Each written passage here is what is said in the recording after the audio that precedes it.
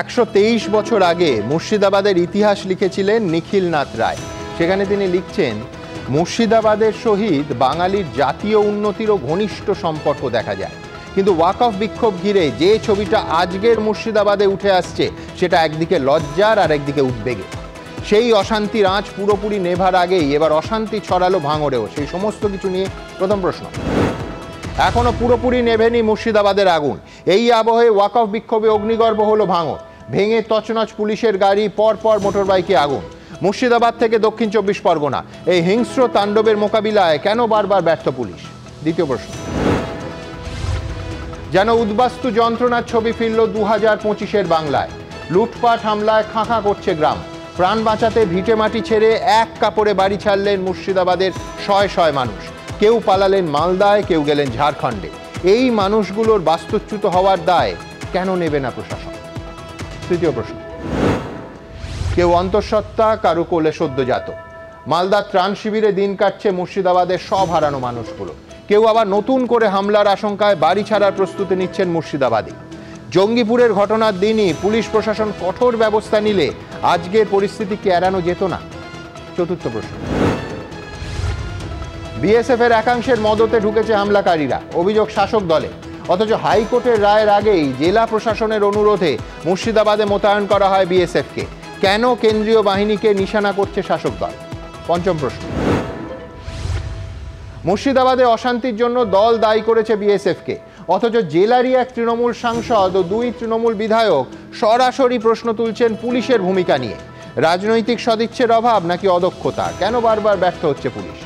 তবে শুরুতেই দেখাবো মুর্শিদাবাদে অশান্তির আগুন পুরোপুরি নেভেনি। এই আবহে ওয়াকফ বিক্ষোভে আজ অশান্ত হলো ভাঙড়। দেখুন।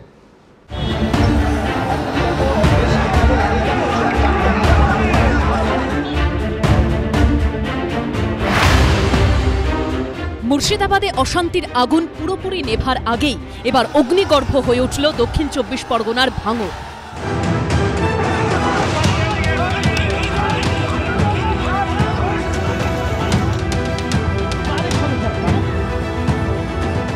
ওয়াকফ সংশোধনী আইনের বিরুদ্ধে প্রতিবাদে ফের তপ্ত বাংলার মাটি। জ্বালিয়ে দেওয়া হলো পুলিশের মোটর বাইক, ভেঙে চুরমার করে দেওয়া হলো পুলিশের গাড়ি, উল্টে দেওয়া হলো প্রিজন ভ্যান। তেলের যে ট্যাঙ্ক, গাড়ির যে তেলের ট্যাঙ্ক, সেখানেও কিন্তু একের পর এক ইট ছড়া হয়েছে। তেলের ট্যাঙ্কটি যাতে ফুটো হয়ে যায় সেই জন্য কিন্তু তেলের ট্যাঙ্কটিকে চেষ্টা করা হয়েছে এখান থেকে যাতে ফুটো করে দেওয়া যায়, এবং তারপর হয়তো অগ্নিসংযোগেরও পরিকল্পনা থেকে থাকতে পারে। মুর্শিদাবাদে ভয়ঙ্কর ঘটনা ঘটে যাওয়ার পরও লালবাজারের অধীনস্থ ভাঙড়ে পরিস্থিতি এমন হতে পারে তা আগে ভাগে আঁচ করতে কিংবা নিয়ন্ত্রণে ব্যর্থ হলো কলকাতা পুলিশ। রাস্তায় ছড়িয়ে ছিটিয়ে পড়ে রয়েছে ইট, এবং সেই রাস্তার উপরে ইট পড়ে রয়েছে, এবং তৃপ্তকে আরো একবার ছবিটা দেখাতে বলবো, চারিদিকে ইট, অর্থাৎ ইট বৃষ্টি হয়েছে। প্রশাসন দাবি করছে মুর্শিদাবাদে পরিস্থিতি নিয়ন্ত্রণে, অথচ সেই শামশেরগঞ্জের জাফরাবাদেই ফের পুলিশ ও কেন্দ্রীয় বাহিনীকে লক্ষ্য করে ইট বৃষ্টির অভিযোগ উঠল। পুলিশ আধিকারিকরা সবাই দাবি করছেন শান্ত রয়েছে শামশেরগঞ্জ, কিন্তু জাফরাবাদে তার অন্য চিত্র। এখনো জাফরাবাদের যে ধ্বংসাবশেষ রয়েছে, কিন্তু মানুষের মধ্যে থেকে আতঙ্ক আর ভয় কিন্তু এখনো কাটেনি। আতঙ্কে আমার বাড়িতে ছিনতাই করেছে গত পরশুদিন, আমার মোটরসাইকেল বাড়ি আগুন লাগিয়ে দিয়েছে। বিএসএফ কে থামিয়ে দিয়েছে থানার পুলিশ থামিয়ে দিচ্ছে। কেন থামাবে? কার উপর ভরসা করবো আমরা? একদিকে পুলিশ প্রতিশ্রুতি দিচ্ছে দোষীদের কড়া শাস্তি দেওয়ার, অন্যদিকে মুর্শিদাবাদের ভিটে মাটি ছাড়াদের আতঙ্ক, ভয়, দুর্দশার প্রসঙ্গ তুলে তৃণমূল সরকারের বিরুদ্ধে খড়গহস্ত বিজেপি। কাশ্মীরের লোকেরাই ভারতবর্ষের মধ্যে উদ্বাস্তু হয়েছে। পশ্চিমবাংলার লোক পশ্চিমবাংলার এক জেলা থেকে অন্য জেলায় যাচ্ছে বা পশ্চিমবাংলার বাইরে চলে যাচ্ছে। আজকে দেশ ভাগের চেয়েও ভয়াবহ পরিস্থিতি। যারা দোষী, যারা দোষ করেছে, not a single person will be spared. No matter, যত আমাদের জেলে যেখানে যেতে হবে, যেখান থেকে পাতাল থেকে নিয়ে আসতে হবে নিয়ে আসবো। মুর্শিদাবাদের জাফরাবাদে বাবা হরগোবিন্দ দাস ও তার ছেলে চন্দন দাসকে বাড়িতে ঢুকিয়ে কুপিয়ে খুন করা হয়েছে। এদিন সেখানেই যান মোহাম্মদ সেলিম ও মীনাক্ষী মুখোপাধ্যায়। 4-5 ঘন্টা সময় পেয়েছে আক্রমণকারীরা আক্রমণ করার। এ দায় পুলিশ মন্ত্রীকে নিতে হবে। মুর্শিদাবাদে কিছু বলার নেই, পরিস্থিতি আয়ত্তের মধ্যেই আছে। এই আবহেই সোমবার কালীঘাট মন্দিরের স্কাইওয়াকের উদ্বোধনী অনুষ্ঠান থেকে সম্প্রীতির বার্তা দেন মুখ্যমন্ত্রী। প্ররোচিত হবেন না। প্ররোচনার সময় যে মাথা ঠান্ডা রাখে সেই তো আসল জয় করে, তাই তো আসল জয় হয়। বাংলার জন্য শুধু নয়, দেশের জন্য বিপজ্জনক, এবং তার সাথে সাথে সবচেয়ে বড় বিপজ্জনক হচ্ছে পশ্চিমবাংলার মুখ্যমন্ত্রী মমতা ব্যানার্জি। মুর্শিদাবাদের জাফরাবাদ হোক কিংবা ভাঙড়ের সোনপুর, প্রশাসনের ভূমিকা নিয়ে জোরালো প্রশ্ন। রাজীব চৌধুরী, আবির দত্ত ও উজ্জ্বল মুখোপাধ্যায়ের রিপোর্ট, এবিপি আনন্দ। একদিকে প্রাণের ভয়ে এক কাপড়ে বাপ ঠাকুরদার ভিটে মাটি ছাড়তে বাধ্য হওয়া অসহায় মানুষের স্রোত আছড়ে পড়ছে পাশের জেলায়, আর অন্যদিকে নতুন করে জ্বলতে থাকা অশান্তির আগুন। একদিকে নিজের জেলায় নিজের বাড়ি থেকে উৎখাত হওয়ার যন্ত্রণা, নিজের রাজ্যেই উদ্বাস্তু হওয়ার অভিশাপ, আর অন্যদিকে প্রশাসনের দাবি যে সব কুছ কন্ট্রোল মে হ্যাঁ, পরিস্থিতি এখন নিয়ন্ত্রণে। সব কিছু যে নিয়ন্ত্রণে নেই সেটা চোখে আঙুল দিয়ে দেখিয়ে দিল ভাঙড়। ভাঙচুরের অভিঘাতে উল্টে পড়ে আছে প্রিজন ভ্যান, পরপর হিংসার আগুনে পুড়ে খাক হচ্ছে পুলিশের অন্তত 4টে মোটর বাইক। প্রথম দিন থেকে এই অনুষ্ঠানে আমরা প্রশ্ন তুলেছি, কেন প্রথম দিনই কড়া ব্যবস্থা নেওয়া হচ্ছে না? মঙ্গলবার থেকে ধিকি ধিকি আগুন কেন দাবানলের চেহারা নিতে পারল শনিবারে এসে? আমার প্রথম বক্তা গত সপ্তাহে এই অনুষ্ঠানে এসে কেন কসবায় পুলিশের অতি সক্রিয়তা মুর্শিদাবাদে একেবারে নিষ্ক্রিয়তার চেহারা নেয়, কোন স্বার্থে নেয়, কাদের জন্য নেয়, তার ব্যাখ্যা দিয়েছিলেন। আজ এই মুহূর্তের পরিস্থিতি নিয়ে প্রথমে তার ব্যাখ্যা শুনবো। প্রাক্তন আইপিএস ডক্টর নজরুল ইসলাম। পুলিশের লোকদের আইন অনুসারে নিরপেক্ষভাবে দক্ষতার সঙ্গে কাজ করা উচিত, কিন্তু পুলিশ সেটা না করে শাসক দলকে সন্তুষ্ট করার জন্য শাসক দলের নেতাদের কথা শুনে পক্ষপাত দুষ্টভাবে কাজ করছেন, এবং তার ফলে এই পরিস্থিতির সৃষ্টি হয়েছে। আমি একটা উদাহরণ দিচ্ছি, যে মুর্শিদাবাদের উত্তরাংশে যে ঘটনা ঘটেছিল, সরকারি সম্পত্তি নষ্ট হয়েছিল, ভাঙচুর হয়েছিল, তারপর পুলিশের গাড়ি পোড়ানো হয়েছিল, তারপরে রাজ্যের এক মন্ত্রীকে আপনারা কি বলতে শোনেননি যে মুখ্যমন্ত্রীর অফিস থেকে তাকে ফোন করে আন্দোলনে যা হয়েছে তার জন্য সন্তোষ প্রকাশ করা হয়েছে?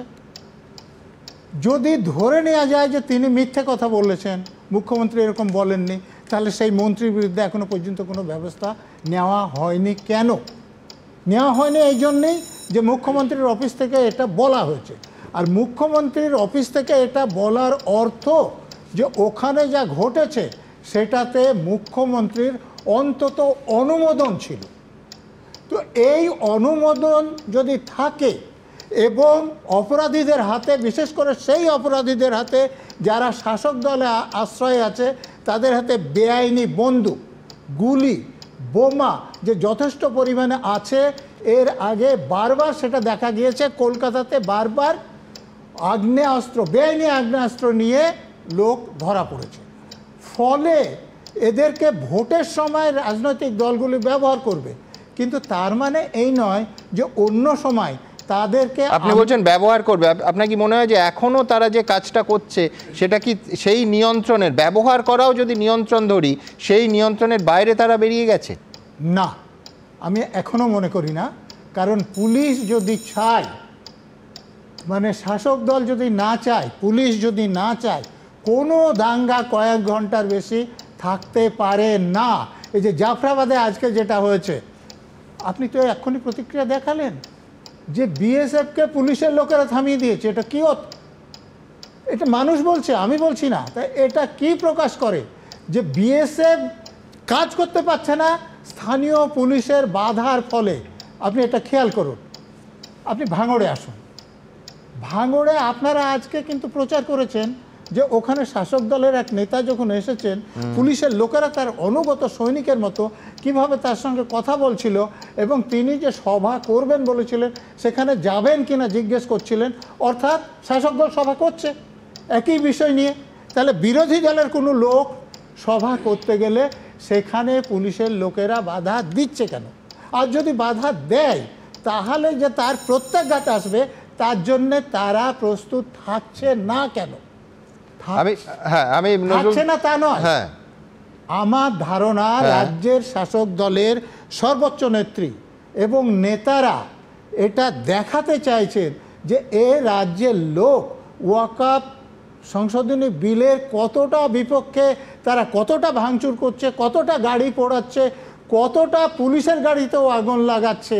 অর্থাৎ এরা যে বিরুদ্ধে আন্দোলন করছে এটা দেখানোর জন্য পুলিশকে নিষ্ক্রিয় করে দিয়ে এটা করানো হচ্ছে, এটা বন্ধ হওয়া উচিত। মারাত্মক অভিযোগ তুললেন নজরুল ইসলাম, সেটা হচ্ছে ইচ্ছাকৃতভাবে করানো হচ্ছে, প্লেইং টু দ্য গ্যালারি। আমি ঠিক এইখানে আজকে ভাঙড়ে ব্যাখ্যা আপনার নিঃসন্দেহে ব্যক্তিগত মত, কিন্তু পরিষ্কার আজকে ভাঙড়ে যে ছবিটা উঠে এলো সেটা অত্যন্ত উদ্বেগের। আপনাদের খেয়াল থাকবে এই ভাঙড়কে, সে নিয়ে অনেক ঠাট্টা ইয়ার্কি সোশ্যাল মিডিয়ায় চলেছে যে ভাঙড়ও কলকাতা পুলিশের আন্ডারে, কিন্তু বিশেষ কারণে ভাঙড়কে কলকাতা পুলিশের অধীনস্থ করা হয়। আমি সেই প্রসঙ্গে আসবো, কিন্তু তার আগে আজকে ভাঙড়ে অত্যন্ত উদ্বেগের, অত্যন্ত আশঙ্কার যে ছবিটা উঠে এলো তাই নিয়ে দ্বিতীয় প্রতিবেদন।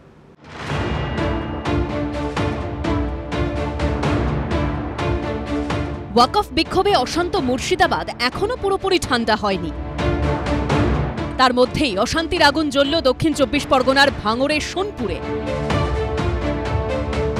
জঙ্গিপুর আমতলার মতো ভাঙড়েও হিংসাত্মক চেহারা নিল সংশোধিত ওয়াকফ আইনের প্রতিবাদ। দফায় দফায় সংঘর্ষ, তাতে কাশীপুর থানার অন্তর্গত সোনপুর বাজার রীতিমতো উত্তপ্ত। পুলিশের 5-5টি বাইকে অগ্নিসংযোগ করা হলো, প্রিজন ভ্যান ভাঙচুর করে রাস্তার উপর ফেলে দেওয়া হলো, ইট বৃষ্টি হয়েছে। ভাঙড়ের সোনপুরে রাস্তার উপর আগুন লাগিয়ে দেওয়া হয় পুলিশের বাইকে, উল্টে দেওয়া হয় পুলিশের ভ্যান। নির্বিচারে চলে দুষ্কৃতিরাজ। পুলিশকে বলে দেওয়া হয়েছে যে তৃণমূল কংগ্রেস বিরোধী কোনো আন্দোলনকে রুখতে হবে। মোটরসাইকেলগুলো আগুন লাগিয়ে দিল, পুলিশের গাড়িতে আগুন লাগালো, তারা কি ঠিক কাজ করলো? প্রকারান্তরে শাসক দলের লোকদের দিয়ে একটা কোনো গন্ডগোল পাকানোর চেষ্টা করা হলো, এই কোয়েশ্চেনটা তো উঠবেই। প্রশাসন, পুলিশ, সিদ্দিকুল্লাহ হলে একরকম, নওশাদ সিদ্দিকী হলে আরেক রকম। পুলিশের 5টি মোটর বাইকে আগুন লাগানো হয়। বিক্ষোভকারীদের হামলায় বেশ কয়েকজন জখমও হন। এরা গন্ডগোল করতে চাইছে, আমরা তো বলছি যে এ রাজ্যে বিজেপি চাইছে গন্ডগোল, সিপিএম চাইছে গন্ডগোল, কংগ্রেসের একাংশ চাইছে গন্ডগোল, আইএসএফ ওদের সঙ্গে আছে, তো এরা তো এইগুলো নিয়ে ইস্যু করছে। সংশোধিত ওয়াকফ আইনের প্রতিবাদে সোমবার সকাল থেকেই উত্তপ্ত হচ্ছিল ভাঙড়। কলকাতার রামলীলা পার্কে আইএসএফ বিধায়ক নওশাদ সিদ্দিকীর সভায় যোগ দিতে ভাঙড় মিনাকা থেকে বাসন্তী এক্সপ্রেসওয়ে ধরে কলকাতায় আসছিলেন কর্মী সমর্থকরা। বৈরামপুরে পুলিশ তাঁদের গাড়ি আটকায়। এরপরই উত্তেজনা ছড়িয়ে পড়ে। বাসন্তী হাইওয়ের ওপরে বিশাল সংখ্যক আইএসএফ কর্মী সমর্থকেরা তারা কিন্তু যাচ্ছিলেন মিছিলে। কলকাতা পুলিশের পক্ষ থেকে কলকাতা পুলিশের ভাঙড় ডিভিশন এবং ইস্ট ডিভিশনের বিশাল সংখ্যক পুলিশ তাদেরকে কিন্তু এখানে আটকে দেয়, গার্ডরেল দিয়ে রাস্তা আটকে দেওয়া হয় এবং সেই ঘটনাকে কেন্দ্র করে রীতিমতো উত্তেজনার পারদ চড়তে শুরু করে। বিক্ষোভকারীরা ব্যারিকেড সরিয়ে এগোতে গেলে লাঠিচার্জ করে পুলিশ।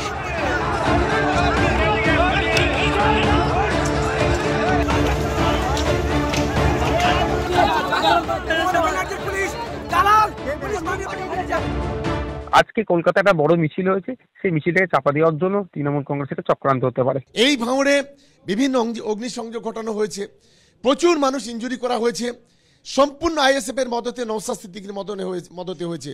কিন্তু সময়টা বদলেছে। ভাঙড়ের মাটিতে আগুন জ্বালাতে গেলে সেই আগুনে তুমি নিজে জ্বলে পুড়ে সারকার হয়ে যাবে। পুলিশের বাধায় বিক্ষোভকারীদের ফিরে যেতে হয়, কিন্তু বিকেল হতে না হতেই এই ঘটনার আঁচ গিয়ে পড়ে ভাঙড়ে। তারপরই অগ্নিগর্ভ হয়ে ওঠে ভাঙড়ের সোনপুর বাজার এলাকা। সমীরণ পাল, রঞ্জিত হালদার ও হিন্দলদের রিপোর্ট, এবিপি আনন্দ। দেখুন, এই ভাঙড়ে স্থান মাহাত্ম্য কারুর অজানা নয়।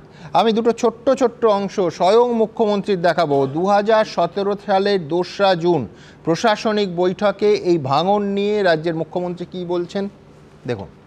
এই জেলায় অনেক বোমটম তৈরি হয়। ভাঙড়ের ভেতরে এখনো তো অনেক আর্মস ঢোকানো আছে, আমি খবর জানি।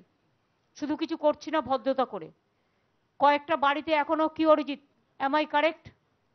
Surajit, am I correct? ভদ্রতা করে আমরা কিছু করছি না। বাইরের অনেক বন্দুক আর অনেক আর্মস রেখে দিয়েছে। এটা এনিহাও আমাদের রেস্কিউ করতে হবে, কারণ বোমা আর আর্মস নিয়ে খেলতে দেবো না। ক্যানিংয়ের ওদিকেও মাঝে মাঝে ডাকাতি হয় এবং এইসব কারবার হয়। পুলিশকে কিন্তু আরও অ্যাক্টিভ হতে হবে, এফেক্টিভ হতে হবে। Crime is crime and criminals are criminals. এক্ষেত্রে কোনো মুখ দেখা দেখি মুখ শেখাশুকির ব্যাপার হবে না। কেউ কেউ একটু বেশি বাড়াবাড়ি করছে। এবং আরেকটা কথা হচ্ছে, কোনো দাঙ্গাকে প্রশ্রয় দেওয়া যাবে না। যদি কেউ দাঙ্গা করে, আমি আবার বলি, ভালো করে দুপক্ষকে পিটিয়ে দাও, যাতে জীবনে আর দাঙ্গা করতে না আসে। আমি বলছি এইটা রাজ্যের মাননীয় মুখ্যমন্ত্রী বলছেন 2017 সালে, তখন যদি ভদ্রতা না করে, ওনার তো নলেজে আছে, অর্থাৎ তখন 2017-এ মুখ্যমন্ত্রী সম্যক পরিস্থিতিটা নিয়ে সম্পূর্ণ ওয়াকিবহাল। সেইখানে তখন যদি ব্যবস্থা নেওয়া হতো, 2025-এ এই আজকের দিন এইভাবে তাঁরই বাহিনী, এই রাজ্যের বাহিনী, শৃঙ্খলা রক্ষা বাহিনী, পুলিশের পরপর গাড়ি পড়ে আছে আর পরপর বাইক জ্বলছে, এই ছবি আমাদের দেখতে হয় নাকি? আচ্ছা, এখান থেকে কি হলো? 2023-এর পঞ্চায়েত ভোটে চোখে আঙুল দিয়ে ভাঙড় কি জায়গা, আবার বলছি স্থান মাহাত্ম্য, একেবারে পরিষ্কার হয়ে গেল ভাঙড়ে কি হয়। 3 দিন ধরে প্রায় মহাভারতের কুরুক্ষেত্রের মতো অশান্তি চলল দফায় দফায়। মানে নির্বাচনের দিন ঘোষণার আগে থেকে দিন ঘোষণার পর যদি আমি একটা টাইম লাইনের একটা অংশ ধরি আর একটা যদি নির্বাচন উত্তর ধরি, তাহলে 7 জন মানুষকে শুধু ভাঙড়ে খুন হতে হয়েছে। 7 জন মানুষকে, 7 জন সহনাগরিককে আমরা হারিয়েছি। আচ্ছা, এই প্রেক্ষিতে 2024 সালের জানুয়ারি মাসে 8ই জানুয়ারি কলকাতা পুলিশের আওতায় চলে এলো ভাঙড়। ভাবুন, কলকাতার মধ্যে ভাঙড় চলে এলো কেন? যে তার ল অ্যান্ড অর্ডারটা আরও মজবুত হবে বলে। সেই দিন মুখ্যমন্ত্রী ঠিক কী বলেছিলেন, ভাঙড় নিয়ে কতটা সচেতন তার প্রশাসন এবং মুখ্যমন্ত্রী, দেখুন। কলকাতা পুলিশ ভাঙড় ডিভিশনের পোলেরহাট, উত্তর কাশীপুর, চন্দনেশ্বর, ভাঙড় থানার নতুন ভবন, ভাঙড় ডিভিশন, ভাঙড় ট্রাফিক গার্ডের অফিস আজকে উদ্বোধন করা হলো। এছাড়াও এটা কলকাতা পুলিশের 10ম ডিভিশন হলো। এবং আমি বলবো খেয়াদা 1 আর খেয়াদা 2টাকেও এর সাথে নিয়ে নিতে। তার কারণ হচ্ছে এটা বানতলার একদম পাশে, সুতরাং ওই জায়গাটা খুব ইম্পর্টেন্ট। ওখানে কেউ দেখার থাকছে না বলে পিতৃমাতৃহীন হয়ে পড়ে আছে, তাই অনেকে নানা রকম কাজকর্ম করছে, এগুলো যাতে সুযোগ না পায়। 2024-এর 8ই জানুয়ারি কাট টু 2025-এর 14ই এপ্রিল। সেই 14ই এপ্রিল আজকে সকাল থেকে নওশাদ সিদ্দিকীর মিছিল, এত পুলিশ, এত ব্যারিকেড, জেলা পুলিশ নেই, কলকাতা পুলিশের অধীনে ভাঙড়, এত কিছুর পর আজকে যে ঘটনাটা আমরা দেখলাম, তারপরে ঠিক 2টো প্রশ্ন আসে আমার পরের বক্তার জন্য, অর্ণবের জন্য। খুব স্পষ্ট 2টো প্রশ্ন, যে কারণটা কি? প্রশাসনিক সদিচ্ছের অভাব নাকি অদক্ষতা? যেখানে মুখ্যমন্ত্রী 2017 সালে ভাঙড়ের পরিস্থিতি বলছেন, সেই পরিস্থিতির সঙ্গে 2025 সালে আজকের পরিস্থিতি যদি মিলে যায়, তাহলে একটাই বটম লাইন হয়, পুলিশ কাজ করেনি নাকি কাজ করতে দেয়া হয়নি। অর্ণবের সময় শুরু। সুমনদা, গত মঙ্গলবার থেকে আরম্ভ করে এই আগুন আর ধ্বংসের যে ছবি আমরা দেখছি, আমার দেখতে দেখতে প্রথমেই যেটা মনে পড়ছিল সেটা হচ্ছে নবারুণ ভট্টাচার্যের যে লেখা সে বিখ্যাত অনুবাদ নাটক যারা আগুন লাগায়, এবং সেটা পরিচালনা করেছিলেন সুমন মুখোপাধ্যায়, অনির্বাণ ভট্টাচার্য একটা বড় অংশ অভিনয় করেছিলেন। এবং আগুন যারা লাগায় তারা দাঙ্গাবাজ, তাদের কোনো দল হয় না, তাদের কোনো মত হয় না, তাদের কোনো সম্প্রদায় হয় না। এবং এটা সত্যি কথা যে শামশেরগঞ্জে বা মুর্শিদাবাদের বেশ কিছু অঞ্চলে আমরা ইনিশিয়ালি পুলিশকে আমরা দেখেছি যে যথেষ্ট সক্রিয়তা বা যথেষ্ট সচেষ্টতা আমরা প্রথম দিকে দেখতে পাইনি। কিন্তু আবার একই সঙ্গে গতকাল থেকে আমরা একের পর এক ছবি দেখছি যেখানে পুলিশই কিন্তু আবার এই 2 সম্প্রদায়ের মানুষকে পাশাপাশি বসিয়ে সম্প্রীতির মিটিং হচ্ছে, সেটাও কিন্তু পুলিশই করেছে। আজকে ভাঙড়ে যে ছবিটা দেখা যাচ্ছে সেটা কিন্তু আমরা দেখছি যে অনেক বেশি সক্রিয় পুলিশ এখানে। এটা ঠিক কথা যে ভাঙড়ে একটা উত্তেজনার পরিস্থিতি তৈরি হয়েছে, কিন্তু পুলিশ ব্যাপকভাবে ওখানে লাঠিচার্জ করছে, এই ছবিও কিন্তু আমরা একই সঙ্গে দেখতে পেয়েছি। সুতরাং পুলিশ যে একেবারে তার মানে প্রাথমিকভাবে পুলিশ যে তার খানিকটা দুর্বলতার জায়গা যদি থেকেও থাকে, অবশেষে কিন্তু 3-4 দিনের মধ্যে পুলিশ কিন্তু অবশ্যই ঘুরে দাঁড়িয়েছে। কিন্তু এর পাশাপাশি সুমনদা এটাও কিন্তু মাথায় রাখা দরকার, সেটা হচ্ছে যে এই যে ধরুন এই ধরনের সাম্প্রদায়িক টেনশন তৈরি হওয়া বা এই ধরনের সাম্প্রদায়িক একটা উস্কানি তৈরি হওয়ার মধ্যে দিয়ে লাভটা কাদের হয়? আমরা দেখতে পাচ্ছি যে পশ্চিমবাংলায় যারা প্রধান বিরোধী দল, তারা তাদের যে অফিসিয়াল হ্যাঙ্গেল, সেই অফিসিয়াল হ্যাঙ্গেল থেকে এই জিনিসটা পোস্ট করছেন। 9টা ছবি, 9টা এরকম দাঙ্গার ছবি, প্রত্যেকটাই হচ্ছে ফেক, এবং প্রত্যেকটাই হচ্ছে বিজেপি শাসিত রাজ্যে হয়েছে, কোনোটা ম্যাঙ্গালোর, কোনোটা আসাম, কোনোটা লখনৌ। এবং কলকাতা পুলিশের তরফ থেকে ফ্যাক্ট চেক করে ঠিক তার পাশাপাশি দেখিয়ে দেওয়া হয়েছে 2টি ছবিকে। এখন তো ফ্যাক্ট চেকের অ্যাপ পাওয়া যায়, অনায়াসেই দেখিয়ে দেওয়া যায় যে এই জিনিসটাকে নিয়ে কি করা হচ্ছে। আমরা দেখলাম যে একজন প্রাক্তন বিজেপি সাংসদ তিনি বললেন যে বিহার, ইউপি, ঝাড়খণ্ড থেকে আমরা হিন্দু ঢুকিয়ে দেবো, ঢুকিয়ে দিয়ে মুর্শিদাবাদ ফাঁকা করে দেবো। আমি বলছি যে যদি রাজ্য সরকারের তরফ থেকে যখন কোনো জায়গায় কোনো গাফিলতি থাকে আমরা তো অবশ্যই নিন্দা করছি, আমরা তো অবশ্যই সেখানে বিরুদ্ধে বলছি, কিন্তু ঘটলো তো অন্য থেকে উল্টো ঘটলো। তুমি আমি শুনিনি বিজেপি কোন নেতা বলেছেন, যেটা বলেছেন তার তো ঠিক উল্টো ঘটলো। না না, উল্টো ঘটলো মানে কি, মানে এই যে কথাকে তিনি বলছেন এটা তো ইকুয়ালি প্রভোকেটিং, মানে তারা তিনি ইকুয়ালি প্রভোকেটিং, কিন্তু বটম লাইন কি হলো, শয়ে শয়ে মানুষকে নিজের ভিটে মাটি ছাড়তে হলো। রাজ্য যে ছবি তুমি আমি আমাদের জ্ঞানে কোনোদিন দেখিনি। না, একদমই তাই। আমি বলছি যে অংশটা এখান থেকে চলে যাচ্ছে তার পাশাপাশি ধরুন 3 জন মারা গিয়েছেন, 4 জন আহত হয়েছেন, 2 জন তার মধ্যে হিন্দু, কিন্তু মুসলিমের গায়েও কিন্তু আঘাত লেগেছে। আমি বলছি এরকম না, একটি ছেলে অবশ্যই দাঙ্গায় সাধারণ মানুষের সবথেকে ক্ষতি হয়, হিন্দু মুসলমান নির্বিশেষে, কিন্তু ইস্যুটা তা নয়। বাড়ি ছাড়া হলো কারা? যে অভিযোগটা বারবার করে আসছে সেটা হচ্ছে যে ওইখানে বাইরের রাজ্য থেকে বহিরাগত ঢোকানো হচ্ছে কিনা। ওই যে ওখানকার যে স্টাইল বাজার ভাঙাচোরা হয়েছে, সেই ভাঙচুরের সময় ওখানকার লোকাল লোক বলছেন যে যারা ভাঙচুর করেছে তারা বহিরাগত। ঠিক, কিন্তু আমি চিনতে পারছি না মুর্শিদাবাদে পুলিশ বলে কোনো বস্তু নেই। বাইরের রাজ্য থেকে এইরকম একটা জায়গায় লোক ঢুকলো, পুলিশ বসে দাঁড়িয়ে দেখলো। মুর্শিদাবাদে এখানে পুলিশ যেখানে ঢুকছে বলছে পূর্ব পশ্চিম দুদিক থেকে লোক ঢুকছে, অর্থাৎ কিনা এখানে একেবারে মানে যারা বর্ডার সিকিউরিটি ফোর্স সেখানে পঞ্চায়েতে সবকটা স্তরে তৃণমূল, বিধায়ক তৃণমূল, সবকটা বিধানসভার সাংসদ তৃণমূল। বলছি সুমনদা, এখানে যে এই জায়গাকে যখন এই ধরনের দাঙ্গা হয় বা এত বড় একটা চেহারা যখন নেয়, তখন সেইখানে তো সমস্ত পক্ষকেই ইকুয়ালি দায়িত্ববান হওয়া দরকার। সেখানে একটা কোনো কথা, একটা কোনো উস্কানি বা একটা কোনো এমন কোনো কথা যদি আসে যে কথাটা আরো বেশি করে ঘৃতাহুতি দিতে পারে আগুনে, সেটা কিন্তু আমাদের সমস্ত সময় সচেতন থাকা দরকার। আমার এটা মানতে অসুবিধা নেই, কিন্তু আমি বলছি যে সমস্ত পক্ষকে দায়িত্ববান হওয়া উচিত। আমাদের পুলিশ প্রশাসন, যাদের মূল দায়িত্ব সাধারণ মানুষের জাতি ধর্ম নির্বিশেষে, হিন্দু মুসলমান সবার প্রাণ এবং সম্পত্তির রক্ষা, তারা কতটা দায়িত্ববান এই প্রশ্ন কিন্তু লক্ষ্য করে দেখবেন প্রথম দিন থেকে যে কটা বললাম রাজনৈতিক সবকটা স্তরে, ওখানে তৃণমূল বিধায়ক, তৃণমূল সাংসদ প্রত্যেকে বলছেন যে পুলিশ ব্যর্থ। ধন্যবাদ অন্তত অর্ণবকে যে যথেষ্ট সক্রিয়তা দেখায়নি, নরম করে হলেও পুলিশ বাহিনী এবং প্রশাসনের ভূমিকা নিয়ে অর্ণবও আঙুল তুলেছে। কিন্তু এইখানে ওয়েস্ট বেঙ্গল ইমাম মুয়াজ্জেম অ্যাসোসিয়েশনের রাজ্য সম্পাদক নিজামুদ্দিন বিশ্বাস, তিনি পুলিশের ভূমিকা নিয়ে কি বলছেন আসুন একবার দেখিনি তো। আমরা লক্ষ্য করলাম মুরারাই থেকে ওই সাইডে যে গ্রামগুলো আছে, 2-4টে মুসলিম গ্রাম, সেখান থেকে একটা যুবক ছেলেদের একটা গ্রুপ, প্রায় 1-2 হাজার ছেলে, তারা এই স্লোগান দিতে দিতে এসে ওই এনএইচে বসে গেল। মানে এমন একটা ব্যাপার, কোথাও কিছু হলে শুনলে তারা চলে যাচ্ছে। আরো সতর্কতা হওয়া দরকার ছিল, যারা আইবিডিআইবি বা গোয়েন্দা বিভাগ আছে তাদেরও একটা রিপোর্ট থাকা দরকার ছিল। যখন একটা ট্রেন্ড চলছে, সঙ্গে সঙ্গে ব্যাপারটা প্রশাসন, জনপ্রতিনিধি, সোশ্যাল সামাজিক যে সংগঠন সব মিলিয়ে একটা অ্যাকশন প্ল্যান দরকার ছিল, কিন্তু এটাকে ক্যাজুয়ালি নেওয়াতে এই ঘটনাটা ঘটেছে। হ্যাঁ, এটা ঠিক যে ওই মঙ্গলবারের পরের ঘটনার পর থেকে স্ট্রিক্টলি নেওয়া দরকার ছিল। প্রশাসনকে আরো অ্যালার্ট হতে হতো।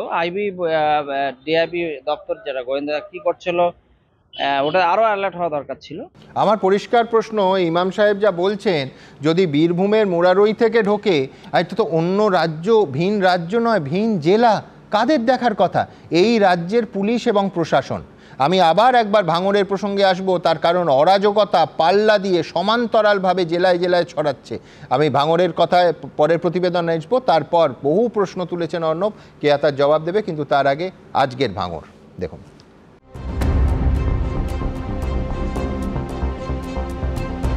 ওয়াকফ সংশোধনী আইন বিরোধী আন্দোলনে মুর্শিদাবাদের শামশেরগঞ্জ, ধুলিয়ান, সুতি, জলঙ্গির পর এবার আগুন জ্বলল দক্ষিণ 24 পরগনার ভাঙড়ে। কলকাতার একেবারে উপকণ্ঠে মাত্র 34 কিলোমিটার দূরে সোনপুরে আক্রান্ত হলো পুলিশ। আগুন ধরিয়ে দেওয়া হলো পুলিশের একের পর এক বাইকে। কলকাতা পুলিশের গাড়ি ভেঙে চুরমার করে দিল দুষ্কৃতীরা। পুলিশের গাড়ি লক্ষ্য করতে ইট ছোড়াই হয়েছে, বিভিন্ন জায়গায় ইট ছোড়ার দাগ রয়েছে। শুধু তাই নয়, যে তেলের যে ট্যাঙ্ক থাকে গাড়ির তলায়, সেই তেলের ট্যাঙ্ক কিন্তু ফুটো করবার একটা চেষ্টা হয়েছে, পরিষ্কার দেখা যাচ্ছে, এবং সেখান থেকে কিন্তু তেল চুয়ে চুয়ে পড়েছে। অর্থাৎ কোনোভাবে পুলিশের এই গাড়ি, সেটা কি তাহলে অগ্নিসংযোগ করবার একটা পরিকল্পনা ছিল, সেই প্রশ্নও কিন্তু উঠছে। এই ঘটনা ঘিরে ফের একবার প্রশ্নের মুখে পুলিশের ভূমিকা। তার কারণ, ওয়াকফ বিরোধী আইনের প্রতিবাদ থেকে অশান্তি কোন পর্যায়ে পৌঁছতে পারে তার জ্বলন্ত প্রমাণ মুর্শিদাবাদ। তার ওপর ওয়াকফ সংশোধনী আইনের বিরোধিতায় সোমবার আইএসএফ এর সভা ছিল কলকাতার রামলীলা পার্কে। সেখানে যাওয়ার জন্যই ভাঙড় মিনাখা থেকে বাসন্তী এক্সপ্রেসওয়ে ধরে কলকাতায় আসছিলেন কর্মী সমর্থকরা। তখন বৈরামপুরে তাদের আটকায় পুলিশ।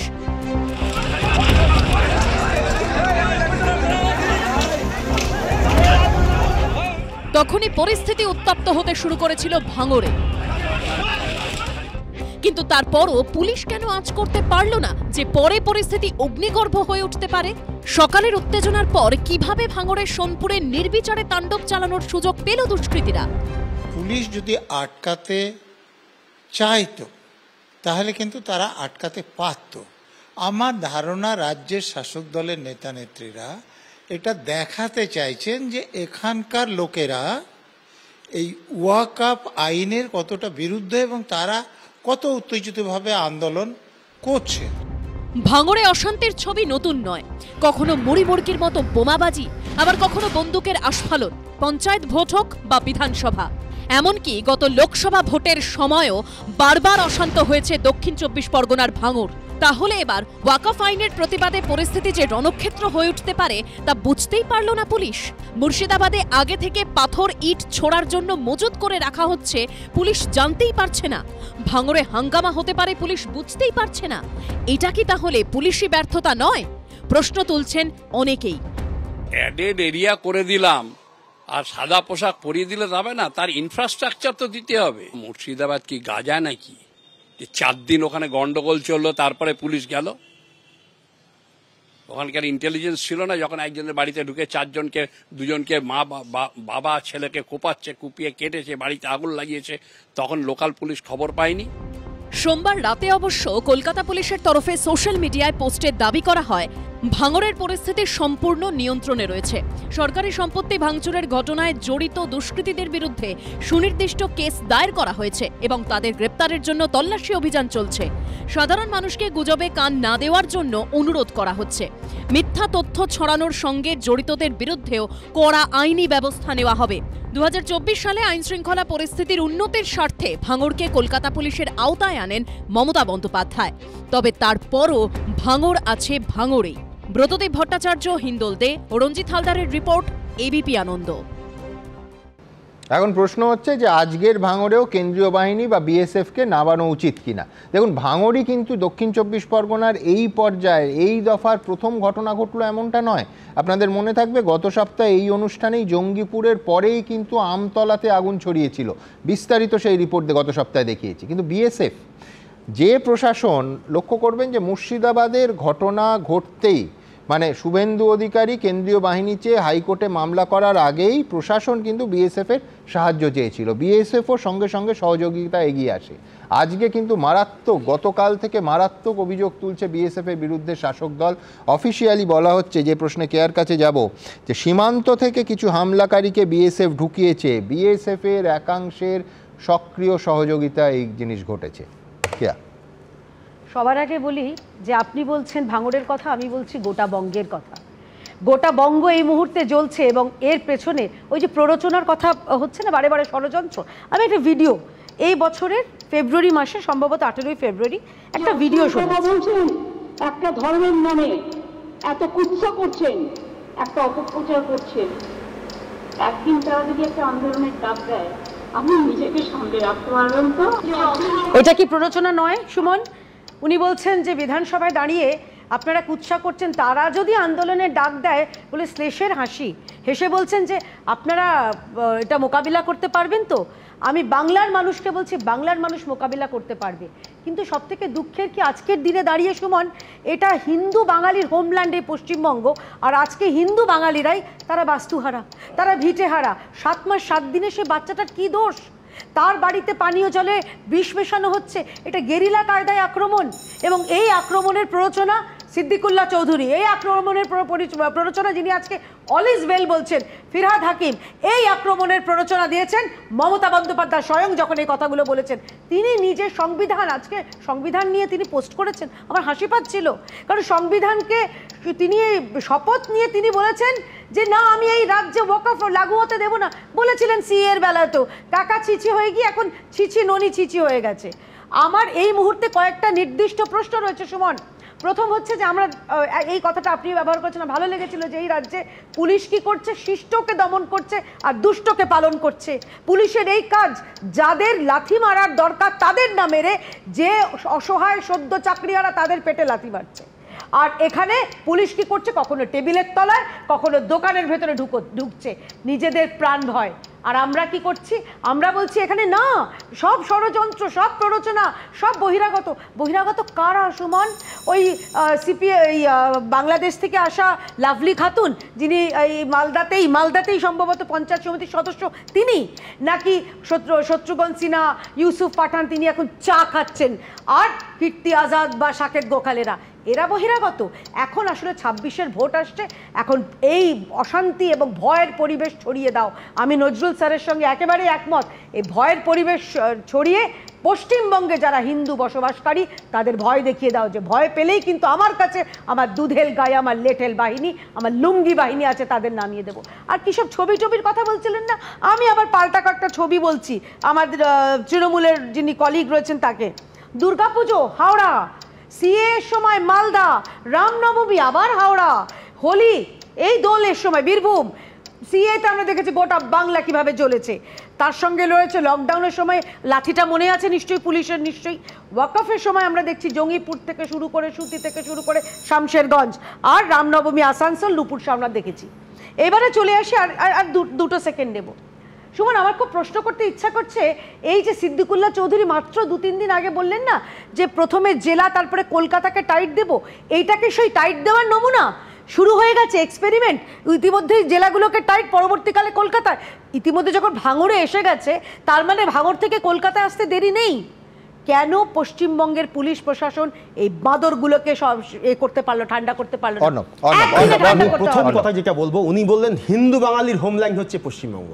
প্রথম কথা, এই হিন্দু বাঙালির হোমল্যান্ড কথাটা বলার মধ্যেই বিভাজন এবং ইচ্ছাটা রয়েছে। হিন্দু বাঙালি নয়, পশ্চিমবঙ্গ বাঙালির হোমল্যান্ড, এবং এখানে যে মুসলিমরা থাকেন তার 95% বাঙালি মুসলিম। আমি ধরে নিচ্ছি, কিন্তু সেই প্রত্যেকে ধর্ম, অর্ণব তোমার কথা সূত্র ধরে যে প্রত্যেক বাঙালিকে, পশ্চিমবঙ্গবাসীকে বাঁচানোর দায়িত্ব কার? পুলিশ প্রশাসনের। অবশ্যই পুলিশ প্রশাসনের। এবং সুমনদা, পুলিশ প্রশাসন তো সক্রিয় হয়েছে, হয়নি এরকম নয়। আজকে ভাঙড়ে কিন্তু যথেষ্ট সক্রিয় হয়েছে। 4 দিন পরে সক্রিয় হলে 3 দিন সময় নিলে মানুষের সম্পত্তি পুড়ল, প্রাণ চলে গেল। ইনিশিয়ালি যদি কোনো ইন্টেলিজেন্স ফেলিওর থাকে, ইনিশিয়ালি যদি কোনো গাফিলতি থাকেও, পুলিশ কিন্তু ঘুরে দাঁড়িয়েছে সেখানে কিন্তু পুলিশ সেখানে অ্যাকশন নিয়েছে। কিন্তু এত রকমের প্ররোচনা এবং এর পিছনে আরো কত রকমের প্যাটার্ন রয়েছে, ডিজাইন রয়েছে, সেগুলো যদি প্ররোচনাকে ভেঙে চুরমার করার দায়িত্ব সরকার এবং প্রশাসনের। দীর্ঘ হয়ে যাবে, সময়টা দীর্ঘ হয়ে যাবে। 30 সেকেন্ড নেব। আপনার একটা বাইট দেখালে মমতা বন্দ্যোপাধ্যায় 2017 সালে তিনি বলছেন পুলিশকে এফেক্টিভ হতে হবে, অ্যাক্টিভ হতে হবে।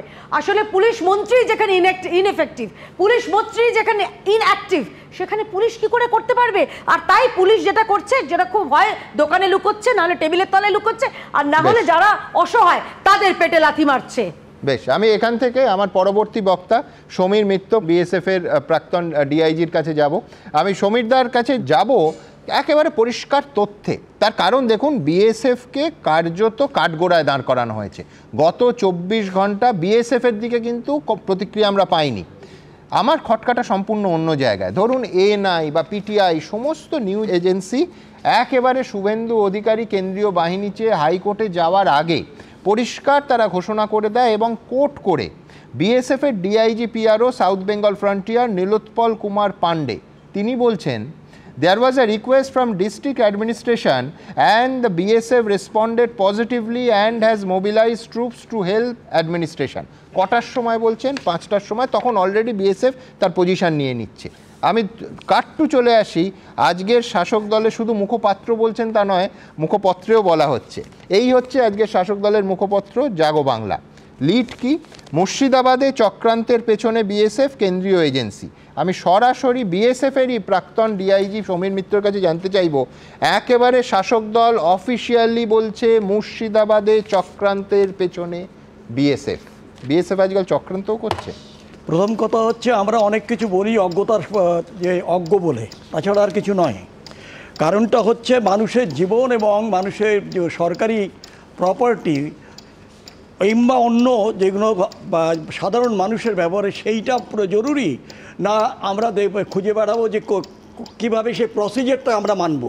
আমি ব্যক্তিগত উদাহরণ দিয়ে বলছি, আমি তখন কুচবিহারে ইয়াং অফিসার, বোধহয় 71-এর যুদ্ধের এদিকে আর ওদিকে কোনো একটা সময় আগুন লেগেছে আমাদের ডিএম অফিস কুচবিহারে, পাশাপাশি এসপি অফিস ছিল সেখানেও। সেখান থেকে হঠাৎ একটা টেলিফোন আসলো, আমরা একটু পেছনে ছিলাম, রাজবাড়ির দুটো অ্যানেক্সিতে আমাদের হেডকোয়ার্টার ছিল, বললো যে এখানে আগুন লেগেছে, তাড়াতাড়ি কিছু ইয়ে নিয়ে। তখন স্বর্গত অশোক বাসু ছিলেন আমাদের ডিএম ওখানে, একদম বললো যে সমীর তুমি তাড়াতাড়ি চলে এসো, যা যা আছে তোমার নিয়ে। আমি বললাম দাদা আমি এক্ষুনি আসছি, তুমি আমাকে একটু সময় দাও। So I mustard about 50 odd boys from the headquarter. ওখানে গেলাম, আমি খালি আগুনটা নেবানোর পরে মানে ডিএমকে বললাম যে একটা লিস্ট, তুমি একটা রিকুইজিশন ফর্মাল পাঠিয়ে দিও প্লিজ, বাকি আমি করব। আমাকে অ্যাপিয়ার হতে হয়েছিল যে এটা যতক্ষণ না এমএইচএ থেকে আসছে অ্যাপ্রুভাল, তুমি কি করে করলে? আমি বললাম আমার কাছে কোনটা প্রায়োরিটি, যে আপনার ওখান থেকে যতক্ষণে আসবে সব কিছু পুড়ে ছাড়খাড় হয়ে যাক আর আমি সেটা দেখব। আপনি আমাকে রাখতে পারেন ফোর্সে, নাও রাখতে পারেন, but I can not go on the line. এখানে যেটা হচ্ছে আপনাকে অন্তত এই ঘটনার পর এইটা শুনতে হয়নি যে পুরোটা আপনারাই চক্রান্ত করেছেন। না না, ওইগুলো এখনো তো চক্রান্তের পেছনে স্কুলে পড়ানো হতো না, আজকাল পড়ানো হচ্ছে আর কি এইগুলো। তারপরে যে কথাটা আমাদেরকে যে ওনাদের যিনি টিএমসির যিনি আছেন সর্বজ্ঞ দাতা, তিনি ওই স্পোক্স পারসন কুণালবাবু যদি এতই তার জ্ঞান থাকে কি যে বিএসএফের কিছু কিছু লোক ওখান থেকে ঢোকানো হয়েছে, এই ক্ষমতাটা যখন তাদের কাছে রয়েছে তাদের কাছে, তাহলে কেন লিগ্যাল অ্যাকশন নেওয়া হচ্ছে না? আজকে বিএসএফ যেখানে ডিউটি করছে কোথার থেকে ঢুকেছে সেটা আইডেন্টিফাই আমাদের বলুক। দ্বিতীয়ত আইনত পুলিশ বিএসএফ কে গ্রেফতার করতে পারে? আইনত? হ্যাঁ আমি জিজ্ঞেস করছি। না, আইনত পারে না। যদি গ্রেফতার করতে হয় না হেইনাস ক্রাইম যেমন ইয়ে করেছে, মার্ডার করেছে, আদারওয়াইজ প্রশ্ন উঠছে DM has taken the right step. এই জন্যে বলছি যে আজকে যখন আমরা দেখতে পাচ্ছি যে state police is inadequate in everything, every corner, সেখানে যখন আমাদের ডিএম যখন চাইলো যে না সেন্ট্রাল ফোর্স ইমিডিয়েটলি ডিপ্লয় করা দরকার এইটাকে অ্যারেস্ট করার জন্য, এই ভ্যান্ডালিজমটাকে, and justice also did the same order, issued the same order. সুতরাং তার মানেটা কি? আমরা তাদের যেটা রয়েছে উইল মানে ওদের আমরা কথা মানবো না যে আমাদের ওখানে জাজ রয়েছেন, সেই জাজ অর্ডার তো একই দিলেন যেটা ডিএম চেয়েছিলেন, ওখান থেকে রিকোয়েস্ট করেছিলেন। ঠিক, আমার কাছে কোনটা দরকার? আজকে মানুষ এখানে বসে বসে অনেক কিছু বলি আমরা, ঠিক, কিন্তু আমি আপনাকে একটু ইয়ে করব, সেটা হচ্ছে যে কুণাল ঘোষ পার্টির মুখপাত্র হিসেবে বলেছেন, কিন্তু পার্টির মুখপত্রে যখন ছাপা হচ্ছে, আমি ব্যক্তি কুণাল ঘোষ ধরবো না, পার্টি মনে করছে যে মুর্শিদাবাদে চক্রান্তের পেছনে বিএসএফ। সমিতদা, আমি বলছি বিষয়টা আরো অনেক বেশি গুরুতর। অ্যাবসলিউটলি, কেননা দেয়ার হ্যাজ বিন মানে কি বলবো, শুরু থেকে যদি তুমি সুমন মনে করো যে central force particularly BSF malign করার একটা শুরু থেকে চলছে। আমি বলছি যদি এতই খারাপ হয় why don't you government of ইন্ডিয়াকে বলো যে আমরা এই ফোর্স চাই না, আমরা চলে যাব। প্লাস আমি সমিতদার সঙ্গে যোগ করব, সেটা হচ্ছে নিঃসন্দেহে রাজ্য সরকার এইটাই যদি শাসক দল মনে করে, এটাই যদি তাদের অবস্থান হয়, রাজ্য সরকারের তো উচিত এর মধ্যে, আমি তো এরম হয়েছে বলে এখনো জানি না, এর মধ্যে একেবারে কেন্দ্রীয় স্বরাষ্ট্রমন্ত্রকে অফিসিয়ালি জানানো যে এত বড় রাজ্যে একটা ঘটনা ঘটে গেছে, এতজন মানুষ গৃহহারা, 3 জন মানুষ প্রাণ হারিয়েছেন, তারপরে এই গোটা জিনিসটা হয়েছে চক্রান্তের পেছনে বিএসএফ এর জন্য। আমি বলছি গোটা দেশে এই অভিযোগের কোনো নজির নেই, এর আগে কোনো উদাহরণ আছে কেউ বলেছেন বলে আমি শুনিনি, কিন্তু এই জিনিস যদি রাজ্য সরকার মনে করে, তাহলে রাজ্য সরকার এখনো পর্যন্ত এই আজ 14ই এপ্রিল রাত 9:45 অবধি, 8:30 অবধি অন্তত তারা কেন্দ্রীয় স্বরাষ্ট্রমন্ত্রককে জানিয়েছে বলে তো আমাদের কাছে কোনো খবর নেই। বিষয়টা এইখানে যে বিএসএফ এর বিরুদ্ধে এই এত গুরুত্বপূর্ণ অভিযোগ, তার বিরুদ্ধে তার সঙ্গে ফলো আপ অ্যাকশন রাজ্য সরকারের তরফে আদৌ কি হয়েছে, নাকি শুধু রাজনৈতিক ক্ষেত্রে রাজনৈতিকভাবে এটা বলা হচ্ছে, আর বলা যদি হয় কেন হচ্ছে? আমার পরের প্রতিবেদনে তার উত্তর খুঁজেছি। অজস্র মানুষকে এক কাপড়ে ভিটে ছাড়তে হয়েছে, নিজের বাড়ি থাকতেও রাতারাতি বাস্তুহারা হতে হয়েছে। দলে দলে নৌকো করে পালাতে হয়েছে নদীর ওপারে। আজ ৩-৪ রাত ধরে কেউ আমরা ঘুমাতে পাই না, রান্না করে কেউ খেতে পাচ্ছি না। মুর্শিদাবাদের বিভিন্ন এলাকার অশান্তিতে যখন পুলিশের ভূমিকা নিয়ে বারবার প্রশ্ন উঠছে, তখন রবিবার তৃণমূল দায় ঠেলেছে বিএসএফ এর ঘাড়ে। একটা গোপন ব্লুপ্রিন্টের মাধ্যমে বিএসএফ এর একাংশকে কাজে লাগিয়ে দুষ্কৃতী হামলাবাজ যারা এই ধরনের কাজ করে তাদেরকে বিএসএফ এর একাংশের সহযোগিতায় ঢুকিয়ে গন্ডগোল করিয়ে আবার সরিয়ে দেওয়া হয়েছে। অথচ তার দুদিন আগে অর্থাৎ শুক্রবার রাতে বিএসএফ এর সাউথ বেঙ্গল ফ্রন্টিয়ারের ডিআইজি পিআরও নীলোৎপল কুমার পান্ডেকে উদ্ধৃত করে সংবাদ সংস্থা এএনআই জানায়, সংশোধিত ওয়াকআপ আইনের প্রতিবাদে জঙ্গিপুরে জমায়েত হয়েছিল। ভিড় হাতের বাইরে চলে যায়, আইন শৃঙ্খলার সমস্যা তৈরি হয়। জেলা প্রশাসনের তরফে অনুরোধ করা হয়েছিল, বিএসএফ তাতে সাড়া দিয়ে প্রশাসনকে সাহায্য করতে বাহিনী পাঠিয়েছে যাতে পরিস্থিতি স্বাভাবিক করা যায়। As I told you, we work in close coordination. Otherwise, also it's a border district, so we interact very frequently with the district magistrate, interact frequently with the police officials. So all the time, whenever there is an issue, so we interact and we act. ANI এর এই খবর প্রকাশিত হয় Kolkata high court কেন্দ্রীয় বাহিনী মোতায়েনের নির্দেশ দেওয়ারও আগে। আর এখানেই নানা মহলে প্রশ্ন উঠছে, তৃণমূল সরকারের জেলা প্রশাসন পরিস্থিতি স্বাভাবিক করতে যে বিএসএফ এর সাহায্য চেয়েছিল, তৃণমূল এখন সেই বিএসএফ এর ঘাড়েই দায় ঠেলছে কি করে? যে কোনো পলিটিক্যাল দল, সেটা আপনি শাসক দল বলুন, এখানে বলুন, দিল্লিতে বলুন বা বিরোধী দল বলুন, তারা কিন্তু সব কিছু করে তাদের রাজনৈতিক হিসাব করে। তাদের কাছে সাধারণ মানুষের মানে প্রাণ বা সম্পত্তি রক্ষার থেকে তাদের কাছে একটা কনসার্ন থাকে রাজনৈতিকভাবে এটাতে কি প্রভাব ফেলবে। কিন্তু কেন্দ্রীয় বাহিনী তাদের, যেমন একজন হাসপাতালের ডক্টর যখন অপারেশন করে সেই মানুষটি খুনি না সেই মানুষটি একজন কবি বা একজন সাহিত্যিক সেটা দেখে না, সে অপারেশনটা করে। তেমনি কেন্দ্রীয় বাহিনী যখন অপারেশন করে সে একদম নির্মোহভাবে করে এবং তাতে অনেক লোকের গাত্রদাহ হতে পারে। সেটা কখনো কখনো আবার দেখা যায় যে বিরোধী দলেরও গাত্রদাহ হচ্ছে, যে তাদের মতো করে করছে না, সেটা এখানেও দেখছি সেটা কোনোটাই তারা শোনে না। বিএসএফ এর ঘাড়ে দায় ঠেলা নিয়ে তৃণমূলকে কড়া ভাষায় আক্রমণ করেছে বিজেপি। ইমিডিয়েট ওকে তো অ্যারেস্ট করে জেলে ঢুকিয়ে দেওয়া দরকার আছে। কুণাল ঘোষের অভিযোগ নিয়ে সোমবার কিছু বলতে চাননি এডিজি আইন শৃঙ্খলা জাভেদ শামীমও। প্রেস কনফারেন্স করা হচ্ছে, তৃণমূলের তরফ থেকে বলা হচ্ছে যে বিএসএফ বহিরাগতদেরকে মদত দিয়ে ঢোকাচ্ছে।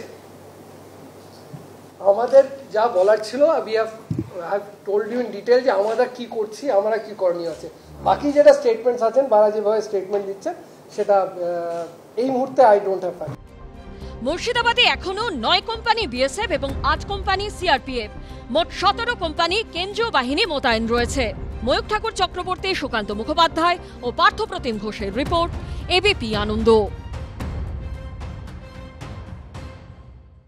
দেখুন, পাসপোর্ট কাণ্ডে রাজ্যের শাসক দল বিএসএফ সম্পর্কে বলেছিল যে তারা গুন্ডা ঢোকায়, অনুপ্রবেশকারী ঢোকায়, এক্ষেত্রে বলল দাঙ্গাবাজ ঢোকায়। আমি এর উত্তর নিঃসন্দেহে বিএসএফের কাছ থেকে নেব, কিন্তু সবথেকে বড় কথা যে এই মুহূর্তে মানুষ তার ভিটে থেকে, তার বাড়ি থেকে চলে যাচ্ছে না। আমার পরের পর প্রতিবেদনের একটা সিরিজ আপনাদের সামনে এই অনুষ্ঠানে রাখবো, যেখানে দেখাবো যে যাদের দায়িত্বপূর্ণ ভূমিকা পালন করার কথা তারা হয় সম্পূর্ণ গর্তে ঢুকে গেছেন, একেবারে হাওয়া মাপছেন ধূর্ত শৃগালের মতো, এবং যাদের বলার কথা নয়, যাদের বললে আরও আগুন ছড়াবে, তারা দায়িত্বজ্ঞানহীন কথা বলে চলেছেন। কটা উদাহরণ রাখবো আপনাদের সামনে। প্রথমে রাখবো, ভাবতে পারেন, রাজ্যের মন্ত্রী, মুখ্যমন্ত্রীর ক্যাবিনেট সদস্য, সংবিধান হাতে করে তিনি শপথ নিয়েছেন, তিনি প্রকাশ্যে হুমকি দিচ্ছেন যে কলকাতাকে কিভাবে ধাপে ধাপে অবরোধ করবেন। সিদ্দিকুল্লাহ চৌধুরী কি বললেন প্রকাশ্যে, দেখুন। আমরা কলকাতাকে যদি বলতাম জ্যাম করব, তো 50টা জায়গায় 2000 করে বসে যেতাম। সেটা এখন হয়নি, পরে কিন্তু হবে। বলে করব, বলে প্রথমে জেলাকে একটু টাইট করি, তারপরে কলকাতার 50টি জায়গায় 10,000 করে কথা লাগবে। বাস, এরা আসবে কলকাতায় বসে চিড়ে গুড়, পানি, বাতাসা, মুড়ি খাবে আর একটু বসবে, কিচ্ছু করতে হবে না। তো দেখবেন টনকটা কেমন লড়ে। ইনি নাকি রাজ্যের মন্ত্রী, কার সঙ্গে লড়াই করছেন? উনি তো সরকারের অংশ, সাধারণ মানুষের বিরুদ্ধে লড়াই করছেন নাকি? বিস্ময়কর। এবং লক্ষ্য করুন, এর পরে এই প্রকাশ্য বিবৃতির পরে না দল, না সরকার, না প্রশাসন তার বিরুদ্ধে ব্যবস্থা নেওয়া বাদ দিন, টুঁ শব্দটা করলো না। এই বিস্ময় থেকে আমার পরের বক্তা কৌস্তব চট্টোপাধ্যায়, সিপিএম। সুমনদা, খুব খারাপ লাগছে আজকে এই স্টুডিওতে এই প্রোগ্রাম করতে, নববর্ষের বাংলা নববর্ষের আগের সন্ধে। নজরুল লিখেছিলেন, ওই নূতনের কেতন ওড়ে কালবৈশাখীর ঝড় তোরা সব জয়ধ্বনি কর। আর আজকে আমরা হিন্দু মুসলমান করছি স্টুডিওতে। আমি সুমনদা বলবো, আজকে যখন সেলিমদা আর মীনাক্ষী গিয়ে বসেছিল, দুটো বাচ্চার দিকে আমি তাকাতে পারছিলাম না, ছবি দুটো আমি সহ্য করতে পারছিলাম না। হতে পারে আমাদের পার্টি মেম্বার, কিন্তু সাধারণ মানুষ তো। হরগোবিন্দ দাস আর চন্দন দাসের সাথে সুমনদা পাশের গ্রামের সুতির কাসেমনগরের 21 বছরের ইজাজ আহমেদ যে প্রাণে মারা গেছে, তরতাজা যুবক, তার কোনো পার্থক্য নেই। ও হিন্দু হতে পারে, ও মুসলমান হতে পারে, কিন্তু দাঙ্গায় গরিব হিন্দু বা গরিব মুসলমানের প্রাণ যায়।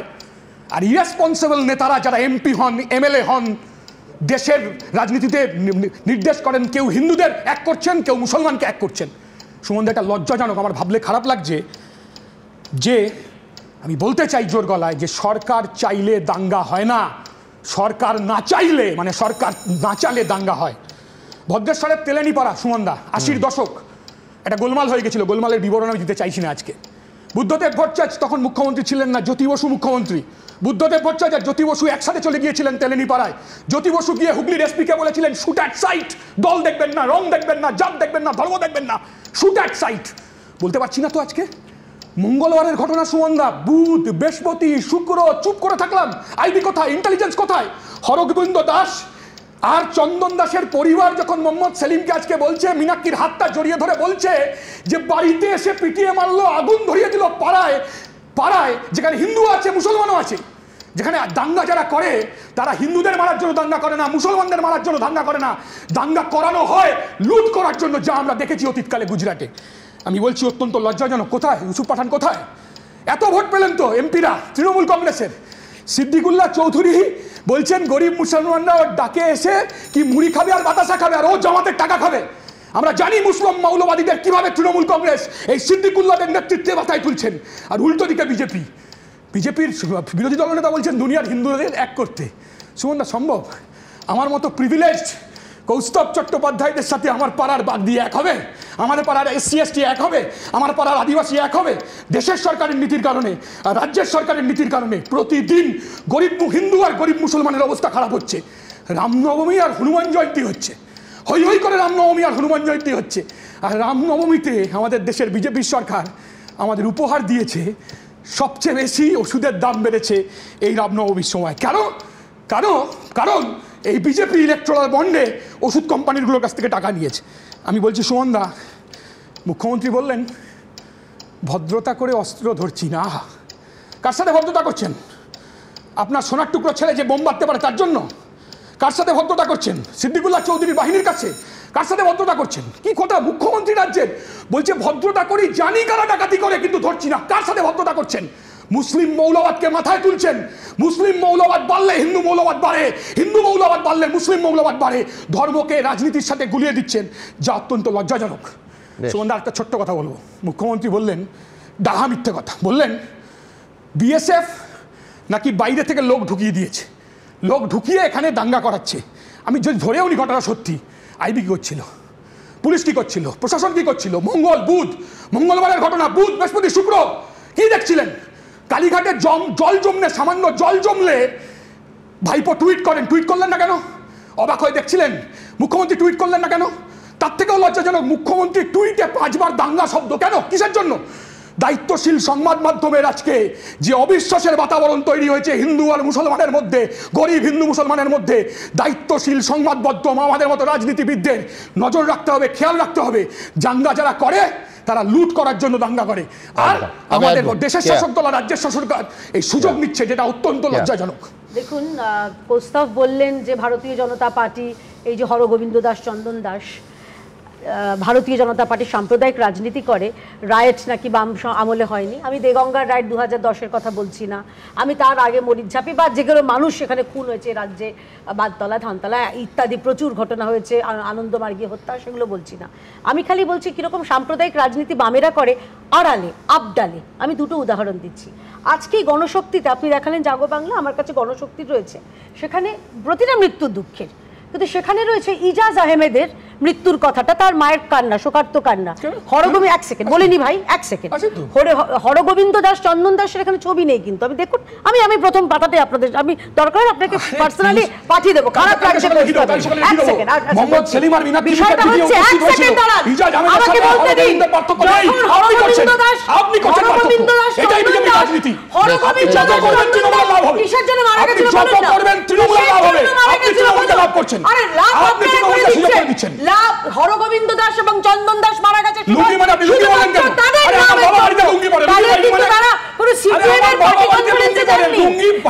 মারা হয়েছে, যারা মেরেছে ইসলামিক মৌলবাদী, তারা হিন্দু বলে মেরেছে।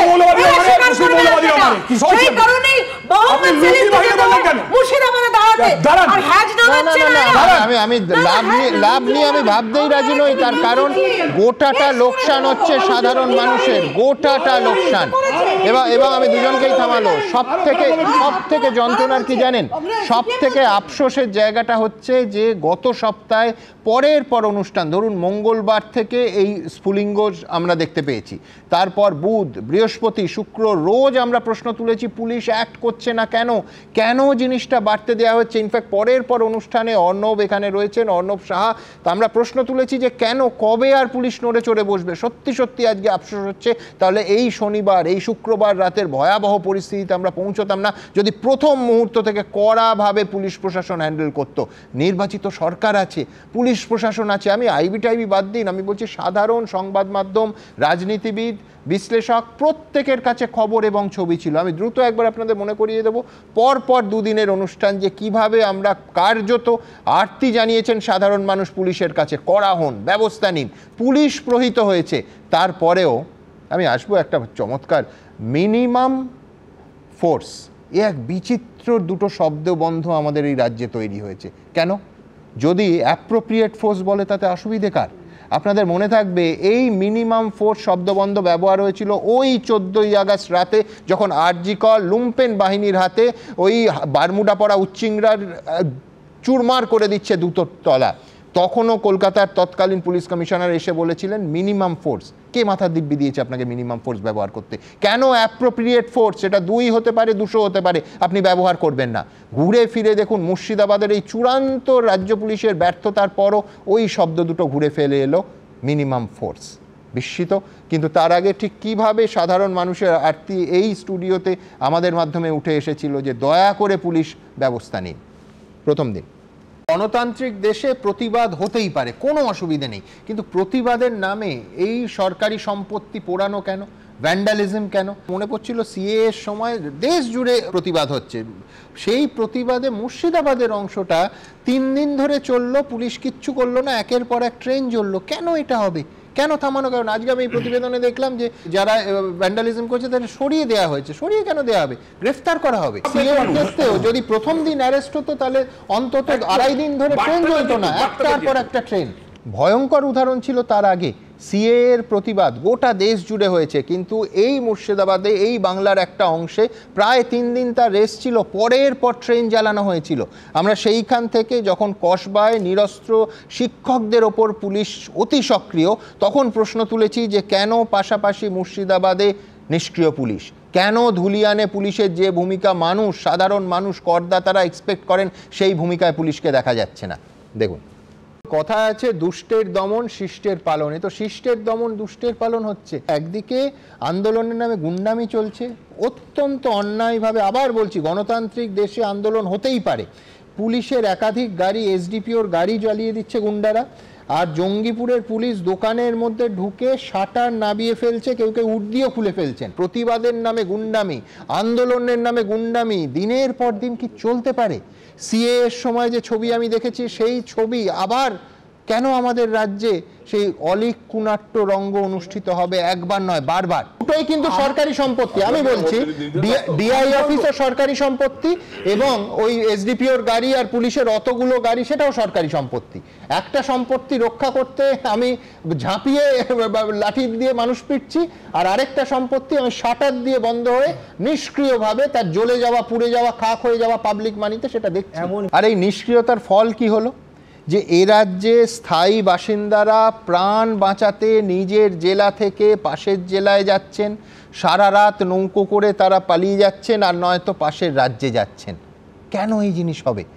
এই যন্ত্রণা আমরা বলছি, আমাদের মতো যাদের বয়স, মধ্য বয়সে পৌঁছেছি, এই দেশভাগের আমরা স্টিল ছবি দেখেছি। 70-এর সময় বাংলাদেশে 7-এর দশকে যেটা হয়েছে গত শতাব্দীর, আমরা সেই ছবি দেখেছি কিন্তু চোখে দেখিনি। কিন্তু এই ছবি সেই সময়ের কথা মনে করিয়ে দিচ্ছে আমাদের জ্ঞানে। আই রিপিট, এই প্রথম এই ভয়াবহ দুর্ভাগ্যজনক ছবি আমরা দেখছি আমাদেরই রাজ্যে। আমার পরের প্রতিবেদন।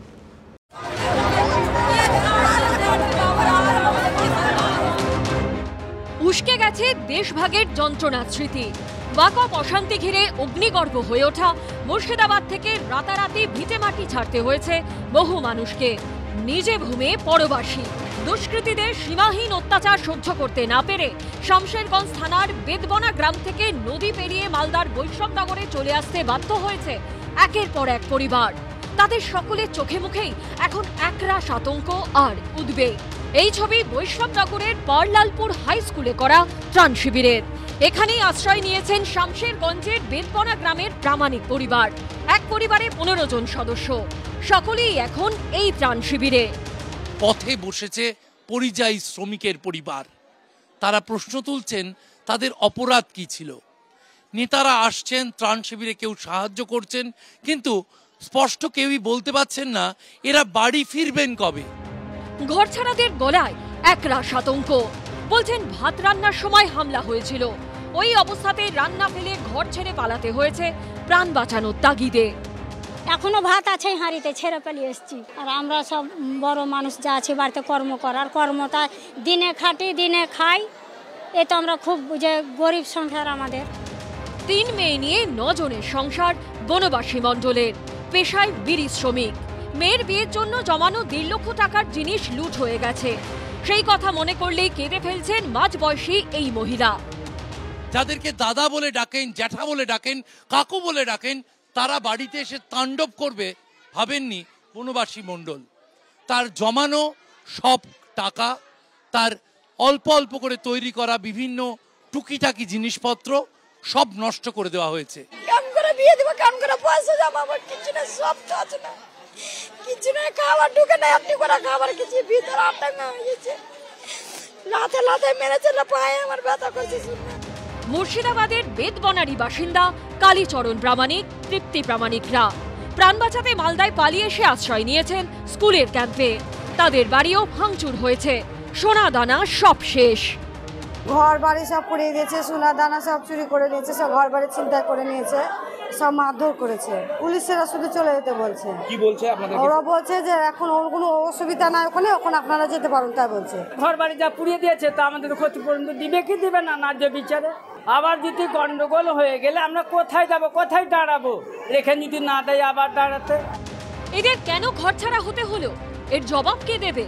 এর দায় কে নেবে? শিবাশিস মৌলিক ও করুণাময় সিংহের রিপোর্ট, এবিপি আনন্দ, মালদা। আমি ভাবছিলাম এই কদিন আগে রাজ্যের শাসক দল আন্দোলনে নেমেছিল যে ভোটার তালিকা থেকে বৈধ ভোটারের নাম বাদ যাচ্ছে বলে। আজকে ভাবুন, একটা জেলা থেকে যারা পাশের জেলায় বা পাশের রাজ্যে আশ্রয় নিতে যাচ্ছে তাদের প্রত্যেকের নাম বাদ তাদের ইস্যু নয়, তারা এক বস্ত্রে ভিটে মাটি ছাড়তে হয়েছে। আবার বলছি, তারা স্থায়ী বাসিন্দা, তারা এই রাজ্যের ভোটার, কিন্তু এই গ্রামগুলো বিধ্বস্ত। আমার সহকর্মী মুর্শিদাবাদের শামশেরগঞ্জের বেদবনা গ্রামে গেছিলেন। 1300 লোক গ্রামে থাকেন। এক রাতের মধ্যে ওই ধুলিয়ানে শামশেরগঞ্জে 700 লোক, কতগুলো পরিবার সেই হিসেব নেই। 700 মানুষ প্রাণ ভয় অন্য জেলায় অথবা অন্য রাজ্যে পালিয়ে গেছেন আমাদের এই রাজ্যে।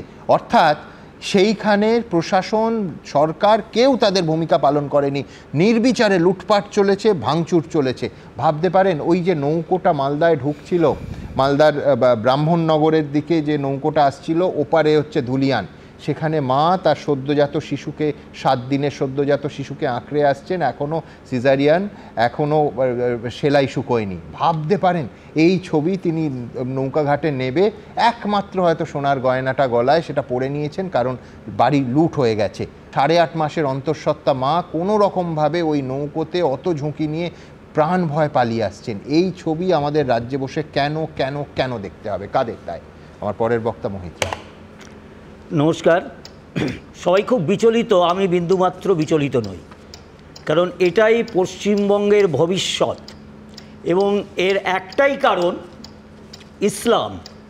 যে জন্য পশ্চিম বাংলাটা ভাগ হয়েছিল, পুরো বাংলাটাকেই দিয়ে দিতে চেয়েছিল ইসলামের হাতে কমিউনিস্টরা।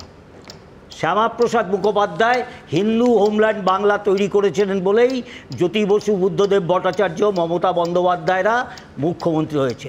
এবং সবচেয়ে বড় কথা, এতক্ষণ দেখছেন দেখেছেন কেউ নৌকা করে কোনো মুসলমানরা পালাচ্ছে?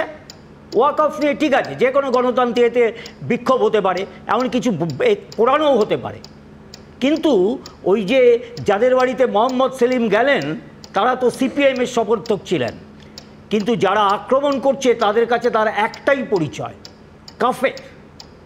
কাফের, অন্য কিছু নয়। ওই হিন্দুদের মধ্যে ভাগ করবেন, ব্রাহ্মণ দলিত ওসব কিচ্ছু নয়। শেখ শাহজাহানকে দেখেছেন তো, মহিলাদের মাঝরাতে ডেকে পাঠাতেন, কোনো মুসলিম মহিলাকে ডেকেছেন? ডাকেননি। সুতরাং এই বিষয়টি অত্যন্ত পরিষ্কার। এবং মোহাম্মদ সেলিম গেছেন, যার অন্যতম কীর্তি হচ্ছে তসলিমা নাসরিনকে এই পশ্চিমবঙ্গ থেকে তাড়ানো। সুতরাং পশ্চিমবঙ্গ যা তৈরি হয়েছিল হিন্দু বাঙালির রক্ষার ক্ষেত্রে, সেখান থেকে হিন্দু বাঙালি নৌকা করে পালাচ্ছেন, এটাকে যদি সহ্য করা যায় তাহলে তার ভবিষ্যৎকে এই মুহূর্তে বলে দেওয়া দরকার। এবং এটা ধরেই নিতে হবে যে এই রাজ্য সরকার কিছু করবেন না। মনে রাখবেন, ভাঙড়ে এতগুলো জিনিস বাইক পুড়ে গেল, এর আগে মনে আছে সেই ইলেকট্রিক গ্রিড নিয়ে ঝামেলা, 10টা গাড়ি জলে চলে গেল পুলিশের, পুলিশ গুলি চালায়নি। কেন চালায়নি? বিক্ষোভকারীরা মুসলমান বলে। আর দাড়িভিটে স্কুলের ছাত্ররা গণ্ডগোল করেছিল, তারা 2-1টা ইটও ছুটতে পারে, একটা ছাত্ররও কারো মাথাও পাটেনি পুলিশের, গুলি চালিয়ে 2জনকে মেরে দিল, কারণ তারা হিন্দু ছাত্র বলে। এটাই হচ্ছে পশ্চিমবঙ্গের বাস্তবতা। এখন এই সমস্যাটাকে কি করে সমাধান করতে হবে, এটাকে আমাদের রাজনৈতিক দলগুলোর ভাবতে হবে। বামপন্থীদের করা বাদ দিন, এরা গত 50 বছর ধরে অনুপ্রবেশ ঘটিয়ে গত 1977 থেকে পশ্চিমবঙ্গের ডেমোগ্রাফি চেঞ্জ করে দিয়েছে। পশ্চিমবঙ্গ তৈরি হয়েছিল ডেমোগ্রাফির ওপর ভিত্তি করে, একেবারে জেলা জনসংখ্যা দেখে সেইটাকে ধ্বংস করে দিয়েছেন পশ্চিমবঙ্গ তৈরির বেসিসকে। এবং আজকে মমতার সরকার গত 15 বছরে তাদের হাতে তুলে দিয়েছে অস্ত্র। কিন্তু আমি এই ক্ষেত্রে কেন্দ্রীয় সরকারকেও বলছি, আমাদের আসফা আছে, আর্ম ফোর্স স্পেশাল পাওয়ার অ্যাক্ট আছে, তারা এই জেলাকে অনেক দিন আগে থেকে, আজ থেকে কয়েক মাস আগে হুমায়ুন কবির বলেছেন আমরা 70% আমরা সবাইকে কেটে ভাসিয়ে দিতে পারি।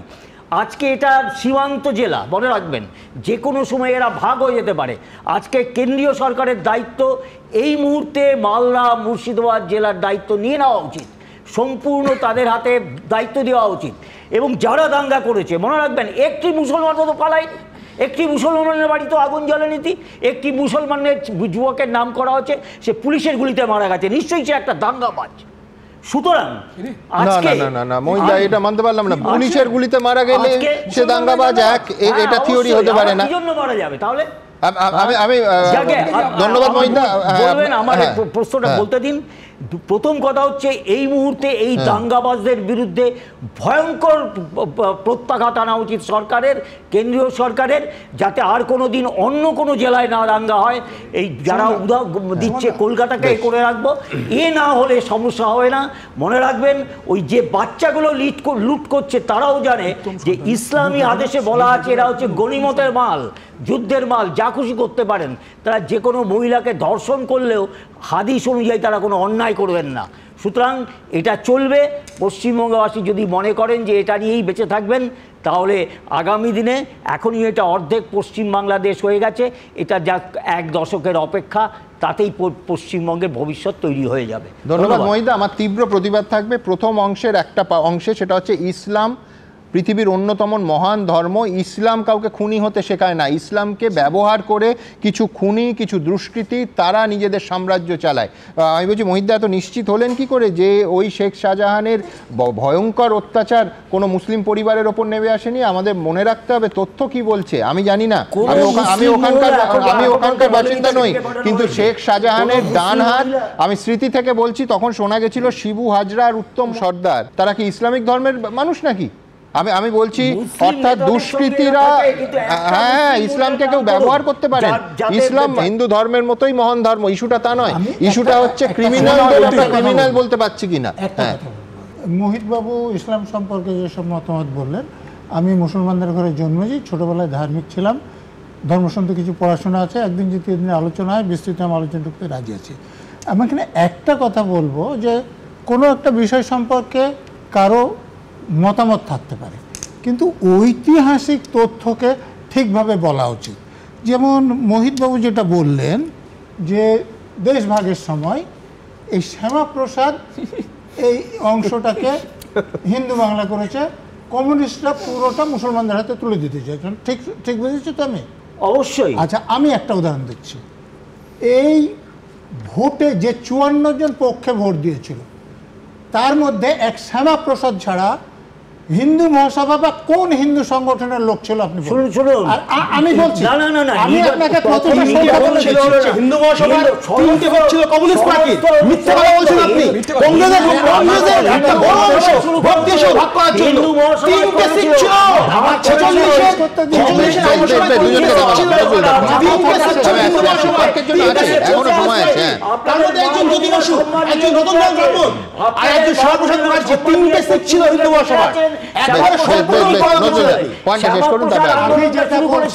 তারপর কংগ্রেস তাকে সমর্থন করেছিল বিধানসভায়, কেন্দ্রীয় কংগ্রেস করেনি। এটা শ্যামাপ্রসাদের তৈরি পশ্চিমবঙ্গ। সেন্টেন্স বলতে দিন, আমি একদম পুরো ঐতিহাসিক তথ্য বলছি। শ্যামাপ্রসাদের বাইরে এই যে আপনি যে কমিউনিস্টদের নাম করলেন, জ্যোতি বসু, রতনলাল দিয়েছিলেন, তারাই তো এত রকম সুবিধাবাদী যে জ্যোতিবাবু রতনলাল ব্রাহ্মণ ভোট দিয়েছিলেন। হিন্দু মহাসভার থেকে বেশি সংখ্যায় ভোট দিলেন, আর সব থেকে যারা বেশি সংখ্যা ছিলেন তারা হচ্ছে কংগ্রেস সদস্য। হিন্দু মহাসভা আপনি যদি বলেন আমি কতজনের নাম্বার বলে দিতে পারবো। মইতো আমি একটা ছোট করে জিজ্ঞেস করছি, মুসলিম লীগের সঙ্গে মুসলিম লীগের সরকারের মন্ত্রী হয়েছিলেন হচ্ছে শ্যামাপ্রসাদ মুখার্জি। আইনসভায় হিন্দু মহাসভার লোক কিসের জন্য হয়েছিল? ওগুলো শ্যামা হক মন্ত্রিসভা হয়েছিল 1941 সালে। এখানে আমার দাড়ি টানতেই হবে, সেটা হচ্ছে ইতিহাসকে ঘেঁটে আমরা এই মুহূর্তের পরিস্থিতি আরো কদর্য, আরো হিংসাত্মক করতে পারি না। একেবারে আমি দাড়ি টানলাম নজরুলদা। এখান থেকে পরের প্রতিবেদন, যে মানুষগুলোর খারাপ থাকার জন্য এই যাবতীয় তর্ক, সেই মানুষগুলো ওই ত্রাণ শিবিরে শয়ে শয়ে মানুষ যারা মুর্শিদাবাদে নিজের জেলা ছেলে পাশের জেলায় আশ্রয় নিতে বাধ্য হয়েছেন বিনা নোটিশে এক বস্ত্রে। দেখুন তাদের কথা শুনি। বাড়ি ঘর সব পুড়ে সব ছারখার হয়ে গেছে স্যার। কি খাবো না খাবো এসব কিছু নেই অবস্থা।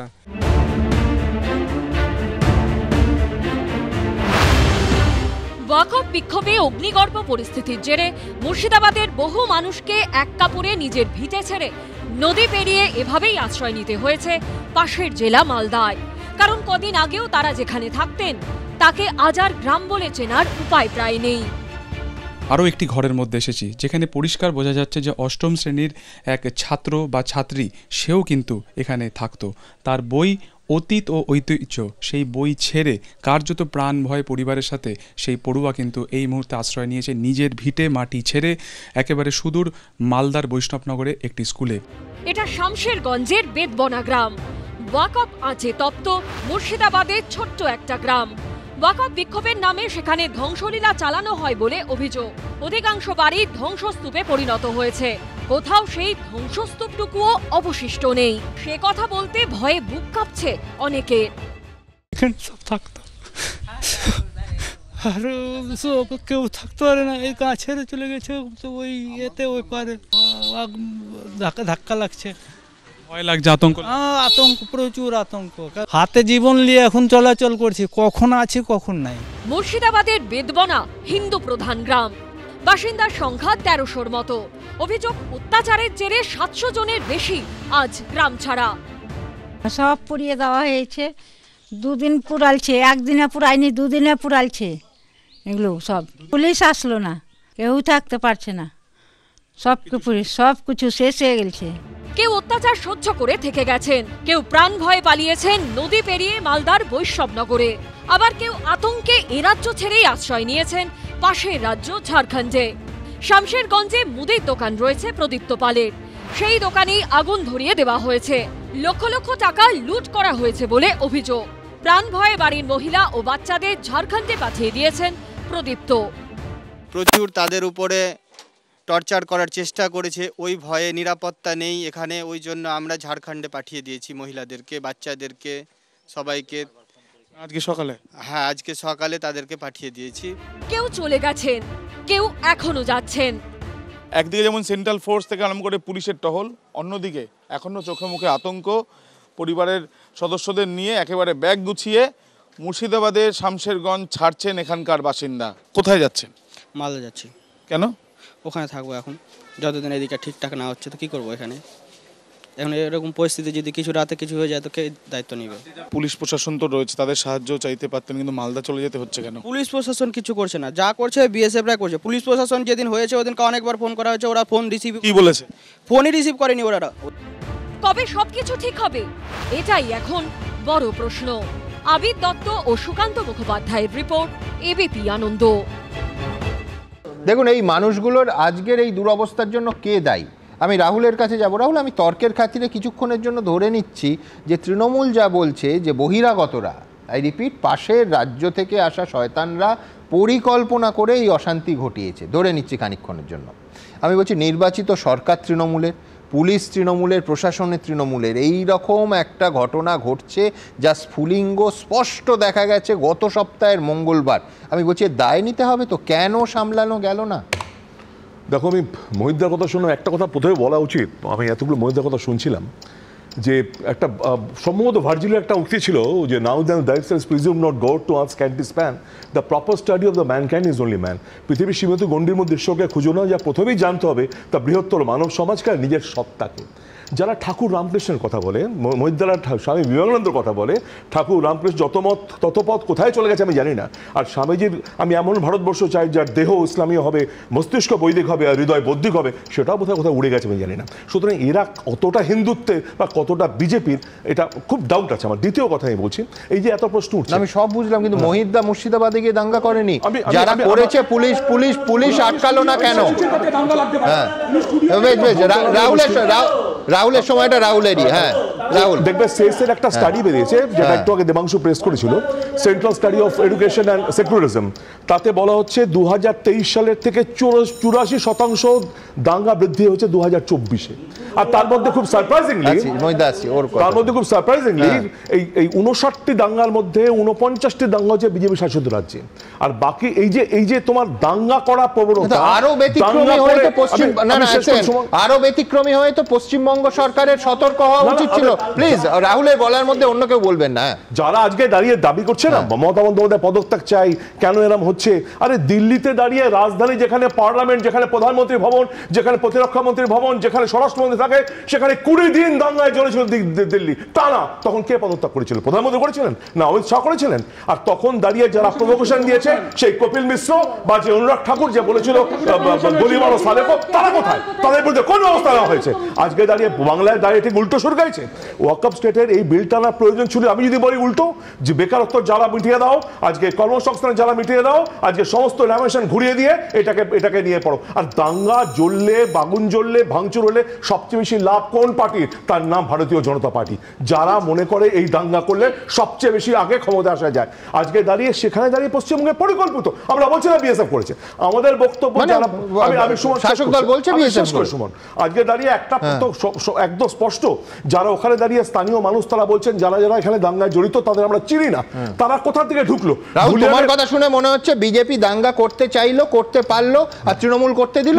সেটাই তো, তৃণমূল করতে দিল না। তৃতীয় পার্টটা তুমি উত্তর দিয়ে দাও। শামশেরগঞ্জ বা অন্য জায়গায় বাখেরগঞ্জে যে ধুলিয়ানে বর্ডারটা পুরো দেখবে নদী মাত্রিক, এই সম্পূর্ণ জায়গাটায় কাঁটাতারের বেড়া খুব কম। আমি প্রশ্ন, মুর্শিদাবাদের পঞ্চায়েত লেভেলে সবকটা স্তরের এমপি এমএলএ তারা কোন দলে রাহুল? না আমি বলছি তোমাকে, কোথাও একটা দাঁড়িয়ে যেটা অন্য ব্যক্তিকে বললো যে দেরিতে হলো, কোথাও পুলিশ কিন্তু সম্পূর্ণ সব জনপ্রতিনিধি তৃণমূলের সবাই ঘুমোচ্ছিল, বিজেপি এসে দাঙ্গা করে বেরিয়ে গেল। বলতে চাইছি যারা বলছে কেন্দ্রীয় বাহিনী নামালো কেন, তৃণমূল সরকারের পুলিশ ব্যর্থ হয়েছে, আরে কেন্দ্রীয় বাহিনী যদি এখানে নেমে ব্যর্থ হয় তাহলে দাঁড়িয়ে ত্রিপুরায় কদিন আগে 18 জন পুলিশ যেখানে মারাত্মক ঘায়ল হচ্ছে সেখানে কেন্দ্রীয় নামাতে হচ্ছে কেন, আসামে নামাতে হচ্ছে কেন? আজকে দাঁড়িয়ে তুমি আমার বেসিক তোমার সব কটা যুক্তি আমি মানতে রাজি আছি, কিন্তু তুমি শুধু এইটা বলে দাও যে পশ্চিমবঙ্গ রাজ্য যেখানে মমতা বন্দ্যোপাধ্যায় সরকার চলছে সেইখানে বিজেপি এসে লোক ঢুকিয়ে দাঙ্গা করে চলে গেল এবং 4 দিন সেই দাঙ্গা হলো, পুলিশ কিচ্ছু করলো না। সেখানে প্রশ্ন বাবা, তুই বলছো না যে বিএসএফ কে আমরা দায়ী করছি, বিএসএফ কি করছিল, কেন বা কি করে বাড়ি থেকে লোক ঢুকলো? পুলিশ প্রশাসন মুর্শিদাবাদে পুলিশ এখন অ্যাক্টিভ হয়েছে, 20টা বিধানসভার মধ্যে 18টা তৃণমূল কংগ্রেস প্রতিনিধি। তোমায় বলছি আমি, আজকে যদি পুলিশ অ্যাক্টিভ সেইভাবে না হতো তাহলে এই দাঙ্গা কোথায় গিয়ে দাঁড়াতো কেউ জানে না। আজকে পুলিশ ডেফিনেটলি অ্যাক্টিভ হয়েছে এবং আয়ত্ত আনা গেছে। রাহুল বলছে পুলিশ ডেফিনেটলি ভালো কাজ করেছে, যার ফলে আরো জিনিসটা বাড়তে পারতো, ছোট করেছে। কিন্তু মুশকিল হচ্ছে যে রাহুল যে দলটাকে সমর্থন করে তৃণমূল কংগ্রেসের সাংসদ থেকে বিধায়ক যারা ওখানকার, যারা কলকাতায় বসে ঠান্ডা ঘরে বসে নীতি নির্ধারণ করে তারা নয়, তারাই মনে করছেন যে পুলিশ সম্পূর্ণ ব্যর্থ হয়েছে। কি বলছেন তৃণমূলেরই সাংসদ এবং বিধায়করা, দেখুন তো একবার। উচিত ছিল আরো বেশি হয়তো এটাকে সক্রিয় হওয়া বা দেখা। এটা জঙ্গিপুর পুলিশ পিডির গাফিলতির জন্য সেটা শুনেছি, পুলিশ ওখানে 4 ঘন্টা পর ওখানে পৌঁছেছে। দুজন মুর্শিদাবাদ জেলার 2 কেন্দ্রের তৃণমূল বিধায়ক, অপরজন এই জেলারই জঙ্গিপুরের তৃণমূল সাংসদ। সংশোধিত ওয়াকফ আইন বিরোধী আন্দোলন ঘিরে মুর্শিদাবাদের নানা প্রান্তে হিংসার আগুনে জ্বলার পর তৃণমূলের এই জনপ্রতিনিধিরাই সরাসরি পুলিশি গাফিলতির অভিযোগ করছেন। পুলিশের সংখ্যাটা আমাদের এখানে গতকালকে প্রয়োজনের তুলনায় অনেক কম ছিল আর কি। যদি ঠিক সময় মতো সঠিক সংখ্যায় যদি পুলিশ পৌঁছতে পারতো তাহলে পরে এরকম ঘটনা হয়তো হতো না আর কি। কিন্তু পুলিশ পৌঁছতে দেরি হয়েছে, দেরি হওয়ার ফলে ওরা সুযোগ পেয়েছে আর কি। তৃণমূলের জনপ্রতিনিধিরাই যেখানে পুলিশের ভূমিকা নিয়ে সরব, সেখানে বিরোধীরা চুপ থাকবে কেন? সেখানকার প্রশাসনের ব্যর্থতা আজকে এই ঘটনার জন্য দায়ী। বাংলার মুখ্যমন্ত্রী তার জন্য অন্তত মুর্শিদাবাদে একবার সেই এলাকায় ভিজিট করা উচিত, সেই সমস্ত পরিবারের পাশে দাঁড়ানো উচিত, সেই এলাকার মানুষের কাছে গিয়ে তার ক্ষমা চাওয়া উচিত বলে মনে করি। শুক্রবার শামশেরগঞ্জ ও ধুলিয়ান রণক্ষেত্র হয়ে ওঠার পর শনিবার সন্ধে অশান্ত মুর্শিদাবাদে পৌঁছন ডিজি রাজীব কুমার। জানি অসন্ত স্পষ্ট করে দিয়েছেন মুর্শিদাবাদের ভরতপুরের তৃণমূল বিধায়ক হুমায়ুন কবির। উনি যখন কালকে তড়িঘড়ি আসলেন, আগে যদি তিনার আসার প্রয়োজন দেখা দিত তাহলে নিশ্চয়ই তিনি কাল যখন আসতে পেরেছেন 2 দিন আগেও তিনি আসতে পারতেন, কিন্তু তারা এটাকে হালকাভাবে নিয়েছে।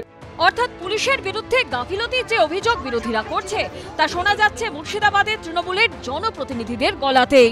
দেখুন তো এই ছবিটা দেখুন, মুর্শিদাবাদে পুলিশের সামনে গুলিয়ার, দেখুন 11 তারিখে গুলি, বোম, দেদার, সব লোকাল লোক। ওখানেই পিএফআই, সিমি, আনসারুল বাংলা, জিহাদি জঙ্গিরা আছে। শাটার লাগিয়ে ঢুকিয়ে গেছিল মমতার পুলিশ।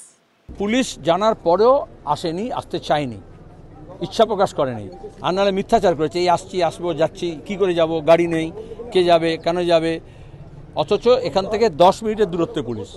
এরই মধ্যে সোমবার কালীঘাট স্কাইওয়াকের উদ্বোধনী অনুষ্ঠান থেকে নাম না করে অশান্ত এলাকার প্রতি বার্তা দেন মুখ্যমন্ত্রী। মানুষকে ভালোবাসার থেকে বড় ধর্ম আর কিছুই হতে পারে না। আমরা যখন জন্মাই একা জন্মাই, আবার যখন চলে যাই একা চলে যাই। তাই কিসের লড়াই, কিসের দাঙ্গা, কিসের যুদ্ধ, কিসের অশান্তি? মনে রাখবেন, মানুষকে ভালোবাসলে সব কিছু জয় করা যায়। মুর্শিদাবাদের ঘটনা যে তৃণমূল সরকারের কাছে অস্বস্তি, তা নিয়ে কোনো সন্দেহ নেই। আবির দত্ত, পার্থপ্রতিম ঘোষ ও উজ্জ্বল মুখোপাধ্যায়ের রিপোর্ট, এবিপি আনন্দ। দেখুন, সমস্ত আশঙ্কা, মনে করুন সপ্তাহের পর সপ্তাহ সবাই আশঙ্কা প্রকাশ করত যে রামনবমীর দিন ভয়ঙ্কর একটা দাঙ্গা হবে। আমি বলছি খুব সৌভাগ্যের বিষয়, অনেকে বলতেন যে এর পেছনে মেরুকরণের রাজনীতি আছে, একাধিক দলের তাতে লাভ হবে।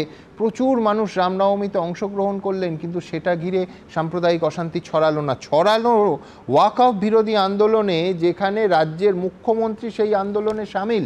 তিনি বলছেন, কিভাবে বলছেন তার ব্যাখ্যা আমি জানি না, কিন্তু নিজেই একাধিকবার বলেছেন যে দেশের আইন এ রাজ্যে লাগু হতে দেবেন না। সেই ওয়াকফকে কেন্দ্র করে নাকি অজুহাত করে বলবো যে একটার পর একটা অংশ ওয়াকফের কেন্দ্র করে যেখানে গোটা দেশে লাগু হয়েছে, আর কোথাও এই ভয়ঙ্কর হিংসা, এই প্রাণঘাতী হিংসা, মানুষের প্রাণ কেড়ে নেওয়া হিংসা হলো না, হলো পশ্চিমবঙ্গে। আমি বলছি কার গেম প্ল্যান জানি না, কিন্তু বিস্ময়কর ঘটনা হলো, আবার বলছি, ওয়াকফ বিরোধী আন্দোলনে যেখানে শাসক দলের আপত্তি নেই, মুখ্যমন্ত্রী নিজে সামিল হচ্ছেন, সম্ভবত আগামী বুধবার নেতাজি ইন্ডোরেই সম্ভবত বিরাট সমাবেশ হবে, সেইখানে সেই রাজ্যে, সেই মুখ্যমন্ত্রীর রাজ্যে, যে মুখ্যমন্ত্রী দেশের আইন লাগু হবেন না এই প্রতিশ্রুতি দিয়েছেন, এই দাঙ্গা হচ্ছে এবং মানুষের মৃত্যু হচ্ছে এবং মানুষ বাড়ি ছাড়া হচ্ছেন, ঘর ছাড়া হচ্ছেন। এই দ্বিচারিতার ব্যাখ্যা কি? বিশ্বনাথ চক্রবর্তী কি বলেন? সুমনদা, দেশভাগের সময় ভিটে মাটি ছেড়ে এই রাজ্যে আসতে হয়েছিল হিন্দুদের, এটা ফ্যাক্ট। এবং একই ছবি আমাদের বৃদ্ধ বয়সে আবার দেখতে হচ্ছে যে এই রাজ্যেরই একটি জেলায় হিন্দুদেরকে বাড়ি ছাড়া হয়ে আরেকটা জেলাতে আশ্রয় নিতে হচ্ছে বা অন্য রাজ্যে গিয়ে আশ্রয় নিতে হচ্ছে। এটা তো এতটাই লজ্জার, দেশ মানে রাজ্যবাসী হিসাবে লজ্জার, এবং রাজধর্ম পালন না করবার জন্য মমতা বন্দ্যোপাধ্যায়েরও লজ্জার যে তার শাসনকালে মানে একটা বড় অংশের হিন্দুদেরকে বেরিয়ে আসতে হচ্ছে, গ্রাম ছাড়া হতে হচ্ছে, অন্য জেলা বা অন্য রাজ্যে আশ্রয় নিতে হচ্ছে। এখন প্রশ্নটা হচ্ছে যে এই অবস্থাটা একদম পরিষ্কার ব্যাড পলিটিক্স একদিকে, আর আরেকদিকে প্রশাসনের 3 দিনের নির্লিপ্ততার কারণে একেবারে যেহেতু রামনবমীর মিছিলকে কেন্দ্র করে কোনো রকম প্রশাসন এতটাই সতর্ক ছিল যে কোনো মতেই যাতে বিজেপি পোলারাইজেশনের রাজনীতিতে, অর্থাৎ কোনো ঘটনাকে কেন্দ্র করে পোলারাইজেশনের রাজনীতির সুযোগ না নিতে পারে, তার জন্য শান্তিপূর্ণ যতটা করা দরকার এবার করেছে 26-এর নির্বাচনের আগে। কিন্তু একই সাথে এই আন্দোলনকে কেন্দ্র করে ওয়াকফ আন্দোলনে যেহেতু তৃণমূলের সমর্থন আছে, ফলে তৃণমূল বাড়তে দিয়েছে ভাই, আমার কনস্টিটিউয়েন্ট, আমার ভোটার, আমাকে তাদেরকে এটা সহ্য করতে হবে। ফলে এটা কিন্তু অনেকটাই পলিটিক্যাল সাপোর্ট প্রথম 3 দিন না পেলে, আমি বলছি প্রশাসন যদি নির্লিপ্ত না থাকতো তাহলে এতটা বার হতো না, বা এতগুলো লোককে জেলার বাইরে চলে যেতে হতো। সুমন, আমি বলছি এটা কিন্তু হওয়ারই, এটা কিন্তু আগামী দিনেও হবে, কারণ পশ্চিমবাংলা একটা ফেল স্টেট বা রোগ স্টেটে পরিণত হয়েছে। একদিকে ব্যাড পলিটিক্স, একদম আইডেন্টিটি পলিটিক্স, তাতে তৃণমূল কংগ্রেসের সংখ্যালঘু প্রীতি আর বিজেপি সংখ্যাগরিষ্ঠের প্রীতি, ফলে ধর্মীয় রাজনীতি একটা প্রতিযোগিতামূলক জায়গায় নিয়ে গেছে। ফলে সেখানে একদিকে ধর্মীয় রাজনীতি, আরেকদিকে মানুষের হাতে কাজ নেই। এই মুর্শিদাবাদ জেলা কাজ নেই, হাজার হাজার ছেলে বেকার, তাদেরকে রাজনৈতিক নেতারা যে কোনোভাবে ব্যবহার করতে পারে, ধর্মীয় নেতারা যে কোনোভাবে ব্যবহার করতে পারে। ফলে কাজহীন বেকারদেরকে ডাইরেকশনলেস অবস্থায় চলছে এরা। ফলে এদেরকে ধর্মীয় নেতারা, রাজনৈতিক নেতারা যেমন পঞ্চায়েত নির্বাচনে রাজনৈতিক নেতারা ব্যবহার করে, তেমনি ওয়াকফে ধর্মীয় নেতারা তাদের মতন ব্যবহার করেছে। আর শাসক দল ভেবেছে ভাই 26-এর নির্বাচনের আগে এদেরকে কিছুটা আন্দোলনে রাখতে হবে, এরা যা কতটা সংহত আমাকে দেখতে হবে, এদের রাজনীতিটাও অ্যালাউ করেছে। এবং আমি বলছি যে কখন জিন থেকে বোতল থেকে জিন যখন বেরিয়ে গেছে তখন আর বোতলে ঢোকাতে পারছে না, সেই কারণে একের পরে এমএলএ, একের পরে এমপি শাসক দলেরই বাইরে তারা ঘর ছাড়া। আমি আপনাকে বলছি যে দত্ত আপনি তৈরি করেছেন, সেই দত্ত বোতল থেকে বের করে ফেলেছেন, আর এখন আপনি কিছুতেই ঢোকাতে পারছেন না। 3টে খুব পরিষ্কার বিষয় আপনাকে বলতে চাই। একটা হলো যে শাসক দল থেকে বলা হচ্ছে যে ওয়াকফ আইন কার্যকারী হবে না। সিএ সময়ও বলা হয়েছিল দেশের আইন একবার পাশ হয়ে গেলে কোনো রাজ্য সরকারের ক্ষমতা নেই সেই আইনটাকে কার্যকারী না করে বসে রাখা। সিএ এর ক্ষেত্রে আমি সিএর ক্ষেত্রে মনে রাখতে পারে মমতা বন্দ্যোপাধ্যায় কিন্তু না বলেও শেষ পর্যন্ত এই রাজ্যে কিন্তু সিএ কার্যকারী হয়েছে, কিছু লোক করেছে, অল্প সংখ্যা হলেও। দ্বিতীয় যেটা যে এই রাজ্যে ওয়াকফ সম্পত্তি কার দখলে, এই রাজ্যের যা রিপোর্ট বেরিয়েছে তাতে অধিকাংশই শাসক দলের নেতারা ওয়াকফ মানে সম্পত্তি দখল করে রেখেছে। এবং দ্বিতীয় যে বিষয়টা আমি আপনাকে বলছি যে বিজেপির যে রাজনীতি মানে ভাবনা চিন্তা যে হিন্দু খাতরা মে হ্যায়, আজকে কেন সাধারণ মানুষও আস্তে আস্তে ভাবছে, কেন সাধারণ মানুষের মধ্যেও এইটা ছড়িয়ে যাচ্ছে এই রাজ্যে পশ্চিমবাংলাতে মমতা বন্দ্যোপাধ্যায় সরকার হিন্দুদেরকে সুরক্ষা দিতে পারছে না। এই ভাবনা কেন হিন্দুত্বের রাজনীতি করা বিজেপির গণ্ডি ছাড়িয়ে সাধারণ সমাজের মধ্যে পৌঁছচ্ছে? কেন মমতা বন্দ্যোপাধ্যায় এত বিপুল জয়ের পরেও 2021-এর বিধানসভায় 54% হিন্দুরা আপনার এগেনস্টে ভোট দিল? কেন মানে 12টা মাত্র বিজেপি আসন পেয়েছে লোকসভায়, তারপরেও 56% হিন্দুরা কেন 2024-এর লোকসভায় আপনার এগেনস্টে ভোট দিল?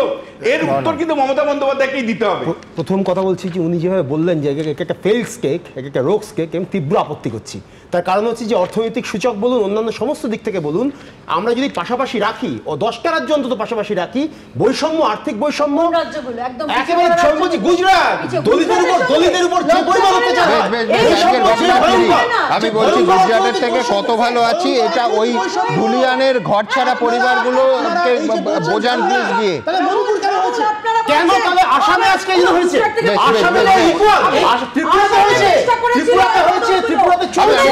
এই তর্কটা কোন রাজ্যটা কোথায় যাচ্ছে এই তর্কটা কোথাও আমাদের নিয়ে যাবে না। আমি এইখানে খুব স্পষ্ট করে আমার একেবারে পরের প্রতিবেদনটা রাখবো, যে প্রতিবেদনটা ওই মানুষগুলোকে নিয়ে, এই যে তর্ক বিতর্ক ওই মানুষগুলোর ভাগ্যকে একটুও পরিবর্তন করতে পারছে না। থাকতে পারছি না, খুব ভয়ে ভয়ে থাকছি। পুলিশের ভূমিকা কিছু নাই। এদের সবার নিজের বাড়ি আছে, তবু এখন খোলা মাঠে থাকতে হচ্ছে কোনো মতে একটা ত্রিপল টাঙিয়ে। কারণ সংশোধিত ওয়াকফ আইনের বিরোধিতায় শুরু হওয়া বিক্ষোভ এলোমেলো করে দিয়েছে এদের জীবন। গোটা সংসার, সন্তান সন্ততি নিয়ে থাকতে হচ্ছে খোলা মাঠে। লালপুর অঞ্চলের একটি মাঠ, ছোট মাঠ, সেই মাঠে ত্রিপল বেঁধে এখানেই তাদের আস্তানা। তার কারণ বাড়িঘর ভেঙে গিয়েছে, চাল ভেঙে গিয়েছে, এবং এই ঘটনার পর তাদের তরফ থেকে যেটা বলা হচ্ছে যে তারা কিভাবে দিন কাটাবেন, কিভাবে তাদের প্রত্যেকটা দিন যাবে। ছোট ছোট শিশুদের নিয়েও তারা এখানেই আশ্রয় নিয়েছেন। আমরা কোনো সব ভেঙে দিয়েছে, কিন্তু বিএসএফ এর ক্যাম্প যেন এখানে হয়, আমরা এখানেই চাই বিএসএফ এর ক্যাম্প, নাহলে আমাদের তো জান বাঁচবে না। এদের মধ্যে অনেকেরই বাড়ি থানা থেকে ঢিলছোড়া দূরত্বে, অভিযোগ তারপরও নিরাপত্তা মেলেনি। শামশেরগঞ্জ থানা থেকে মেরেকেটে 100 মিটার দূরে থাকেন ফুলকুমারী ঘোষ, পার্বতী ঘোষরা। ওয়াকফ বিক্ষোভে তাদের ঘরবাড়িও ছাড় পায়নি। অভিযোগ দুষ্কৃতী তাণ্ডব এমন পর্যায়ে পৌঁছয় যে রাতের অন্ধকারে প্রাণ ভয়ে পাঁচিল টপকে পালাতে হয় বাড়ির মহিলাদের। আমরা জানে বেঁচেছি, ওই ধরেন পাঁচিল টপকে পালিয়েছি। গ্যাস দিয়েছে, কাঁচ ছুঁড়েছে, মদের বোতল টোতল, তালা, ইট ছুঁড়ে এগুলো করেছে, হেসা কাতি সব কিছুই করেছে। দিয়ে আমরা পাঁচিল টপকে অনেক উঁচু, ওগুলো দিয়ে আমরা চলে গেছি। তারপরে বাড়িতে যে কি হয়েছে আমরা দেখতে পাইনি। তারা ওই সব মারবো ধরবো, সব বাড়ি ছাড়ো এগুলোই সব বলছে। টিয়ার গ্যাস না কি বলে ওটাকে, ওটা আবার ছাড়লো 2বার 3বার, আমরা দেখলাম আর দম আটকে যাচ্ছে। পুলিশ এলো না তখন? আপনার তো বাড়ির পাশে। পুলিশ কোথায়? সব পুলিশ তো ওদেরই। পুলিশ কে আসবে? পুলিশটা কার? পুলিশ তো ওই মমতার পুলিশ। কেউ আসেনি? না, কেউ আসেনি। বলতে পারবে এখানে কেউ আছে? এত যে লোক আছে দুনিয়ার মধ্যে, কেউ বলতে পারে পুলিশ আসছিল? কেউ আসেনি। এই মানুষগুলোর যন্ত্রণা অনেককেই মনে করিয়ে দিয়েছে 71-এ সেই ভয়াবহ দিনগুলোর কথা, যখন সে অত্যাচার থেকে বাঁচতে ওপার বাংলার ভিটেমাটি ছেড়ে এক কাপড়ে পালিয়ে এপারে ঠাঁই নিতে হয়েছিল লক্ষ লক্ষ মানুষকে। 71-এ সেই অশান্ত সময় নিজের চোখে দেখেছেন মুর্শিদাবাদের শামশেরগঞ্জের 80 বছর বয়সী সন্ধ্যা ঘোষ। এবারের অশান্তিতে কার্যত সেরকমই আতঙ্কের শিকার তিনি। ইট মেরে মেরে আমাকে কি করছে। আমার 60-70 হাজার টাকা ছিল, আমি কত কষ্ট করে গেছি ভবিষ্যতের জন্যে, সেটাকে নিয়ে পালিয়েছে। আমার ব্যাগটাকে নিয়ে পালিয়েছে। আমার একটা মালা ছিল সোনার, একটা চেন, সেটাকে আমার গলা থেকে ছুটিয়ে নিয়ে পালিয়েছে। বৃদ্ধ মানুষকে পেয়ে এরকম করলে কি করে আমি থাকবো বলুন তো? হ্যাঁ, আমার এই আপনার ছেলেরা ফিরতে পারেনি এখনো? না, ছেলেরা মনে করেন ছেলেরা পরে থেকে এলো, তো ছেলেরা ছিল না, অন্য জায়গায় চলে গেছিল। পুলিশ আসেনি তখন? পুলিশ আপনাকে সেখানে তখন আসেনি। আপনার বাড়ি থেকে পুলিশ থানা কত দূর? এই তো পাশেই, থানায় একটাও পুলিশ নেই। শামশেরগঞ্জ থানার 100 মিটারের মধ্যে গাড়ি রেখেছিলেন বিষ্ণু ঘোষ। বিক্ষোভকারীদের তাণ্ডবে জ্বলে পুড়ে খাক হয়ে গেছে সেই গাড়ি। ছিল এখানে বাড়ি ঘর সব জ্বালিয়ে টালিয়ে সব চলে গেল এখান থেকে। 100 মিটার দূরত্বে থানার প্রশাসন থেকে ওরা হটে যাচ্ছে। কাল রাত্রেও তারা বাগানের সাইডে বোমা ফুটিয়েছে, সব ছুটাছুটি করছিল, লোক বহুত আতঙ্কে আছে। পুলিশের ভূমিকা কিছু নাই এখানে, রাষ্ট্রপতি শাসন ছাড়া কিচ্ছু হবে না। থানার এত কাছে থাকা মানুষগুলোকে এরকম অভিজ্ঞতার মধ্য দিয়ে যেতে হলো কেন, তার উত্তর কেউ কি দেবে? আবির দত্ত ও ময়ূক ঠাকুর চক্রবর্তীর রিপোর্ট, এবিপি আনন্দ। আমি নজরুলদার কাছে আসবো, তার কারণ কলকাতা পুলিশ ভাঙন নিয়ে একটা সোশ্যাল মিডিয়ায় পোস্ট করেছে। ভাঙনের পরিস্থিতি সম্পূর্ণ নিয়ন্ত্রণে আছে। সরকারি সম্পত্তি ভাঙচুরের ঘটনায় জড়িত দুষ্কৃতীদের বিরুদ্ধে সুনির্দিষ্ট কেস দায়ের করা হয়েছে এবং তাদের গ্রেফতারের জন্য তল্লাশি অভিযান চলছে। সাধারণ মানুষকে গুজবে কান না দেওয়ার জন্য অনুরোধ করা হয়েছে। মিথ্যে তথ্য ছড়ানোর জন্য জড়িতদের বিরুদ্ধে কড়া আইনি ব্যবস্থা নেওয়া হবে। আমি বলছি যে পুলিশের গাড়ি দুষ্কৃতীরা ভাঙচুর করছে, এটা এই গুজবের কারণে? আমি জানতে চাইছি আপনার কাছে। দেখুন, এবং পুলিশের গাড়ি ভাঙচুর করলে পরিস্থিতি তখন বুঝতে হবে যে সম্পূর্ণ নিয়ন্ত্রণে আছে। একদমই নিয়ন্ত্রণে নেই। আমি যখন প্রথমে বলার সময় যেটা বলেছি যে আজকেও ওয়াকআপ নিয়ে শাসক দলের নেতা ওখানে মিটিং করছে, তাহলে মিটিং করাটা বন্ধ নয়। তাহলে বিরোধী কোনো নেতা যদি মিটিং বা মিছিল করতে চায় তাহলে তাকে বাধা দেয়া হবে। আমি বলছি এটা অন্যায়, কিন্তু আমি বলছি পুলিশে যারা কাজ করেন তাদের তো এটা বোঝা উচিত যে কোনো বিরোধী দল যখন মিছিল বা মিটিং করতে চাইছে, আমি তাকে আটকাচ্ছি, তখন তারা তো জোর করে সেটা করতে চাইবে। তো তাহলে পুলিশ তার জন্য প্রস্তুত ছিল না কেন? যদি প্রস্তুত থাকে তাহলে কি পুলিশের লোকেরা ইচ্ছাকৃতভাবে এই যে একের পর এক মোটরসাইকেলগুলো পুড়িয়ে দিয়েছে, পুলিশের ভ্যান গাড়ি উল্টে দিয়েছে, এগুলো ইচ্ছা করে করতে দিয়েছে? আমার ধারণা করতে দেয়নি। তার মানে তারা তৈরি ছিলেন না পুলিশের লোক যারা বলছেন। আর গুজব যদি ছড়ায় এই শাসক দলের লোকেরা আর পুলিশের লোকেরাই ছড়াচ্ছে। আমি উদাহরণ দিচ্ছি, দেখুন বিরোধী দলনেতা হাইকোর্টে যাওয়ার পর কেন্দ্রীয় বাহিনী মোতায়েনের জন্য হাইকোর্ট থেকে আদেশ হয়েছে, কিন্তু তার আগে ডিস্ট্রিক্ট ম্যাজিস্ট্রেট বিএসএফকে ডেকেছে কেন্দ্রীয় বাহিনী। তো আমি কি এটা বিশ্বাস করব যে ডিস্ট্রিক্ট ম্যাজিস্ট্রেট আমাদের পুলিশ মন্ত্রী তথা মুখ্যমন্ত্রীর অনুমোদন না নিয়ে বিএসএফকে ডেকেছে? তার ডিএমএ চাকরিটা থাকবে তাহলে তারপর না, এবং যদি দেখে থাকেন অত্যন্ত মারাত্মক গঠিত বেআইনি কাজ করেছেন। না, বেআইনি কাজ নয়, কিন্তু আমাদের এখানে যারা আইএস আইপিএস অফিসার আছে তারা আইন অনুসারে কাজ করে না, শাসক দলের নেতা নেত্রীরা যা চাইছেন সেই অনুসারে কাজ করে। আমাকে শেষ করতে দিন। তো এই যে ডাকলেন শাসক দল, তারপরে আজকে মুখপত্রে এবং মুখপাত্র বলছেন যে বিএসএফ দাঙ্গাবাজদের ঢুকিয়েছে। এই গুজব তো শাসক দল ছড়াচ্ছে। আপনি বলছেন এটাও গুজব? আচ্ছা আচ্ছা, অন্য কেউ করতো, অন্য কেউ বলতো, এই পোস্টগুলো বিভিন্ন রাজ্যের করে ছাড়তো, কোনো আপত্তি ছিল না। যদি সেটাই সত্যি হতো, বিভিন্ন রাজ্যের গুলো দেখানো হচ্ছে, কখনো সিএ, কখনো এই রাজ্যের, কখনো উত্তরপ্রদেশের, তাহলে সুকান্ত মজুমদার পোস্ট ডিলিট করলো কেন? ডিলিট করলো মানে তো মেনে নাও হলো যে এগুলো ফেক ছিল। ডিলিট করলো তার মানে কত ভয়ঙ্কর। রাজ্য বিজেপি সভাপতি পোস্ট করছে, এটা কতটা ডেঞ্জারাস হতে পারে? কি বলছো ভাই? আমি আপনাকে বলছি রাজ্য বিজেপি সভাপতি পোস্ট করছে, আমি ধরে নিয়েছি, আমি হ্যাঁ দ্রুত আপনি জিজ্ঞেস করলেন যে এই কেন গুজব ছড়ানো হচ্ছে।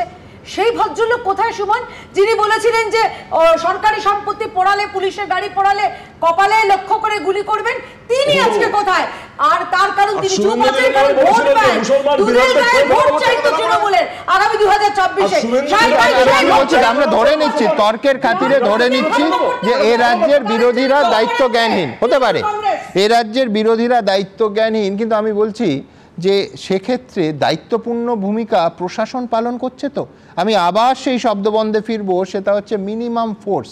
যদি কোনো ঘটনা ঘটে, মিনিমাম ফোর্স বা ম্যাক্সিমাম ফোর্স কেন, অ্যাপ্রোপ্রিয়েট ফোর্স, যেটা করতে যাহা হইলে, পুরনো বাংলা একটা কথা ছিল, কি হইলে হবে, যাহা হইলে হবে। তো যাহা হইলে হবে সেইটুকু ফোর্স কেন পুলিশ, কোন বাধ্যবাধকতায় পুলিশ প্রয়োগ করবে না?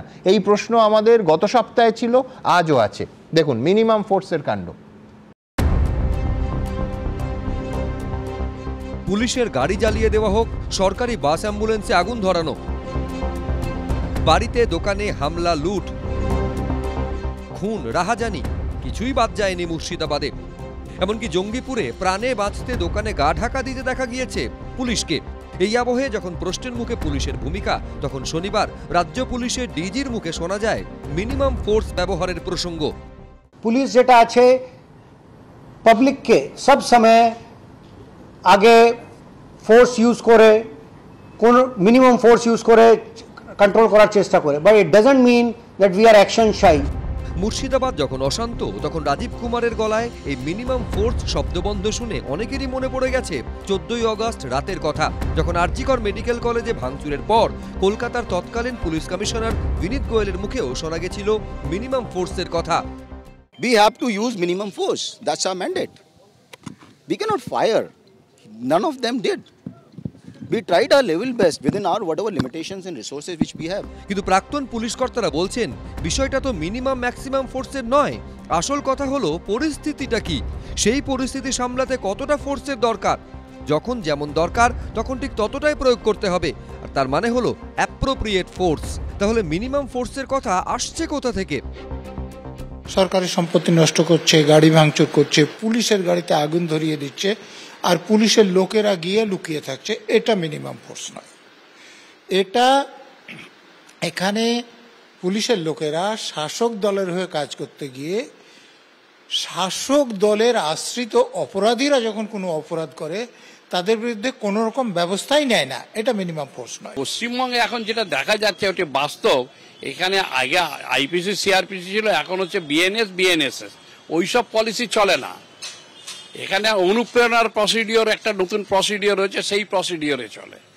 কখন ব্যবহার করা হবে কখন হবে না। এই যে মুর্শিদাবাদে এটা কি গাজা নাকি 4 দিন লাগলো যেতে, খবর ছিল না? বাইরের লোক এসে ঢুকে এইসবগুলো করছে, এগুলো করতে দেওয়া হয়েছে। জঙ্গিপুরে হামলার সময় পুলিশকে দোকানে লুকোতে দেখা গিয়েছিল, আর আরজিকরে ভাঙচুরের সময় পুলিশ হাসপাতালের ভেতরে লুকিয়েছিল বলে অভিযোগ। তবে সেই পুলিশকেই আবার চাকরিহারা শিক্ষকদের লাথিও মারতে দেখা গিয়েছে। আর এইসব ছবি ঘিরে বারবার বিতর্ক।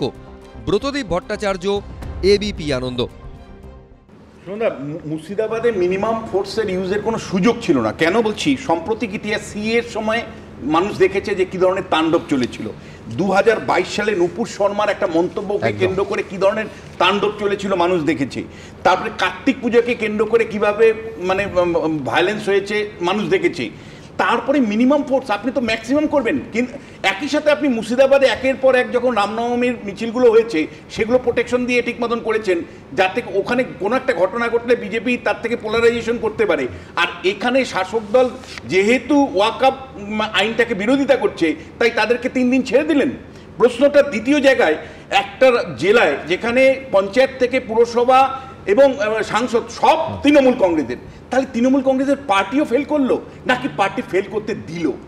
আমি প্রশ্ন তুলতে চাই যে একটা প্রশাসনের পাশাপাশি পার্টি যেখানে অ্যাবসলিউট পাওয়ারে আছে, যেখানে কোনো বিরোধী বলে কিছু নেই, সেই জায়গাতে কি করে একটা পার্টি ওয়াচের বাইরে গিয়ে এইরকম হোলিগানিজম হলো? তাহলে পার্টিকে অ্যালাউ করলো, তাহলে প্রশাসনও অ্যালাউ করলো, পার্টিও অ্যালাউ করলো। তার মানে এটা অর্গানাইজড ওয়েতেই করানো হয়েছে পলিটিক্যাল পারপাসের জন্য। চাই প্রশাসন এখানে শান্ত সংযত থাকবে এতগুলো ঘটনার পরে, না ট্রিগারাবি হবে?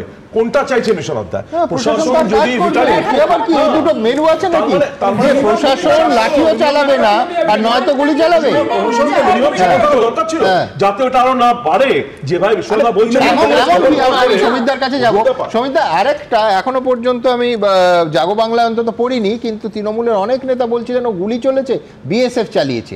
আমি বলছি যে কেন্দ্রীয় বাহিনী এবং বিএসএফ তারা এই রাজ্যে তো শীতলকুচি অত বড় একটা রাজনৈতিক ইস্যু হয়ে গেছিল, কোথাও কি আপনার মনে হয় যে এই আপনি যেহেতু বিএসএফ এর একটা অংশ ছিলেন এত দশক ধরে, যে বিএসএফ কে সামনে রেখে বিএসএফ কে কাঠগড়ায় তুলে পুরো খেলাটা চলছে রাজনৈতিক?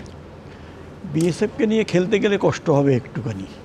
কারণটা হচ্ছে যে তুমি যেটা বললে যে শীতলকুচি, একটু কারেকশন, ওখানে সিআইএসএফ ছিল না, সেটা আমি কেন্দ্রীয় বাহিনী পার্ট অফ দিস। যে জিনিসটা আমি বলবো সেটা হচ্ছে যে monumental failure of intelligence at every level. আজকে যদি আমরা যারা সরে এসছি অনেক বছর, কারণ আমি ওই এরিয়াটা কমান্ড করেছি, I know the pulse of the people there. না এই ইন্টেলিজেন্স ফেলিয়ারের মধ্যে আপনি নিশ্চয়ই কেন্দ্রীয় সংস্থার ইন্টেলিজেন্সকেও ধরছেন। অ্যাবসলিউটলি আজকে তাহলে বাংলাদেশের যেই গণ উত্থান হলো সেইটা আমরা জানতে পারলাম না। হোয়াট ফর আওয়ার রিপ্রেজেন্টেটিভস যারা ওখানে হাই কমিশনে বসে আছে তারা কি করছেটা কি আজকে চিন্তা করুন। তবে হ্যাঁ সুমন, একটা জায়গায় বড্ড মিল আছে এই দুই দেশের, সিদ্দিকুল্লাহ আর ওখানে যাকে ছেড়ে দিয়েছিল দুজনেই কিন্তু 4 দিনে কলকাতা দখল করার হুমকি দিয়েছিল। জাস্ট এটা সাইড ইয়েতে। আচ্ছা, যারা বলেছিলেন রসিকতা করে বলা যায় তাদের কিন্তু 4 কিলোমিটার হাঁটার ক্ষমতা ছিল না। সুমন, সিদ্দিকুল্লাহকে এরপরেও মন্ত্রিসভায় মমতা বন্দ্যোপাধ্যায় রাখবে কেন? একটা মানে সংবিধানের শপথ নেওয়া মন্ত্রী তিনি প্রকাশ্যে বলছেন যে কলকাতাকে অচল করে দিবেন, এবং তার উস্কানির ফলে এই ধরনের ঘটনা যদি ঘটে থাকে, আমার প্রশ্ন মমতা বন্দ্যোপাধ্যায় কেন রাখবেন? শুধুমাত্র মুসলিম ভোট ব্যাংকের স্বার্থে কেন? কয়েকটা পয়েন্ট বলি, কারণ আমরা যেগুলো ঘটনাগুলো ঘটে গেছে সেই ব্যাপারে আমরা এখন অনেক বেশি আলোচনা করছি, যাতে ভবিষ্যতে না ঘটে তার জন্য তো চিন্তা ভাবনা করতে হবে। We must carry out certain introspection, আমরা কোথায় কোথায় ফেলিওর করেছি। আমি যেটা বলবো সেটা হচ্ছে যে first failure is intelligence failure. Number 2, 3 দিন কেন লাগলো ওখানে পৌঁছতে? একটা হেলিকপ্টার নিলে তো যেদিন আমরা খবর পেয়েছি একটা হেলিকপ্টার নিয়ে ডিজি কিংবা তার প্রতিভু কেউ এসে কেন ওখানে হালটা ধরেননি। নাম্বার 4, সেটা হচ্ছে যে এই যে মাইগ্রেশন হলো, এটা একটা বিরাট মানে ব্ল্যাক স্পট আমাদের পশ্চিমবঙ্গে দিয়ে দিল, যে উইদিন দ্য ইমিগ্রেশন হয় বাংলাদেশ থেকে আমার দেশে, মাইগ্রেশন কিছুটা হয় যারা ওই কাজবাজ করতে যায় সেখানে, এখানে তারা নিজের বাড়ি ছেড়ে পালাচ্ছে। সেই জায়গাটায় যারা দিতে পারেনি, সেই যারা অ্যাডমিনিস্ট্রেশন, তাদের তুমি কি বলবে? আমার সেই আরও অনেকগুলো পয়েন্ট রয়েছে যে এই যে যারা বলছেন না যে বিএসএফ, তারপরে আজকে 17টা কোম্পানি দিয়েছে গভর্নমেন্ট, যেটা চেয়েছিল, যেটা এখানে বলছিল আমারই ছাত্র বলতে পারো, যে অ্যাডিশনাল ডিজি যে বলছিল আমাদের রবি গান্ধী, তার পেছনে দাঁড়িয়েছিলেন যে এখন নতুন যে এসছে আইজি সাউথ বেঙ্গল ফ্রন্টে কারনি সিং শেখাওয়াত, প্রত্যেকেই বলছেন যে আমরা পুলিশের সঙ্গে এক হয়ে কাজ করব যাতে এটা হয়। প্রশ্ন উঠছে সেইটা কিন্তু হলো। আজকে প্যারামিলিটারি ফোর্সকে এখান থেকে ঢোকাচ্ছে বদলোকদের, কিংবা ওখান থেকে বের করছে। আজকে কিন্তু বিএসএফেরই ওরা বলছে যে আমরা বিএসএফ চাই। আমি পুলিশ এবং বিএসএফ একসঙ্গে কাজ করছে। দ্রুত একবার ওইখানকার গ্রাউন্ড রিয়েলিটি কি বলছে ছবিটা দেখে নি। বাংলার পুলিশের উপরে আমাদের বিন্দুমাত্র ভরসা নেই। আমরা এখানে পার্মানেন্ট সলিউশন বিএসএফ ক্যাম্প আর 355 চাই। আমরা এখানে একটা ক্যাম্প চাইছি, যেহেতু কোনো মহিলার কোনো নিশ্চয়তা নেই। ওয়াকফ সংশোধনী আইনের বিরোধিতায় প্রতিবাদের নামে হিংসার আগুন জ্বলেছে মুর্শিদাবাদে। এই পরিস্থিতিতে রাজ্যের পুলিশের উপর ভরসা রাখতে পারছেন না আক্রান্ত মানুষগুলো। বিএসএফ এর স্থায়ী ক্যাম্প চাইছেন তারা। নিরাপত্তার জন্য আমরা আজকে বিএসএফ এর ক্যাম্প চাইছি। আমরা ছোট ছোট বাচ্চা নিয়ে খেতে পেছি না, ঘুমাতে পেছি না, থাকতে পেছি না ঘরে। আমাদের প্রশাসনের, পুলিশ প্রশাসনের উপরে কোনো ভরসা নেই।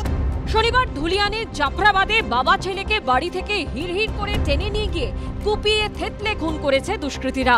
পুলিশ প্রশাসন কেউই সময়ে পৌঁছয়নি বলে অভিযোগ গ্রামবাসীদের।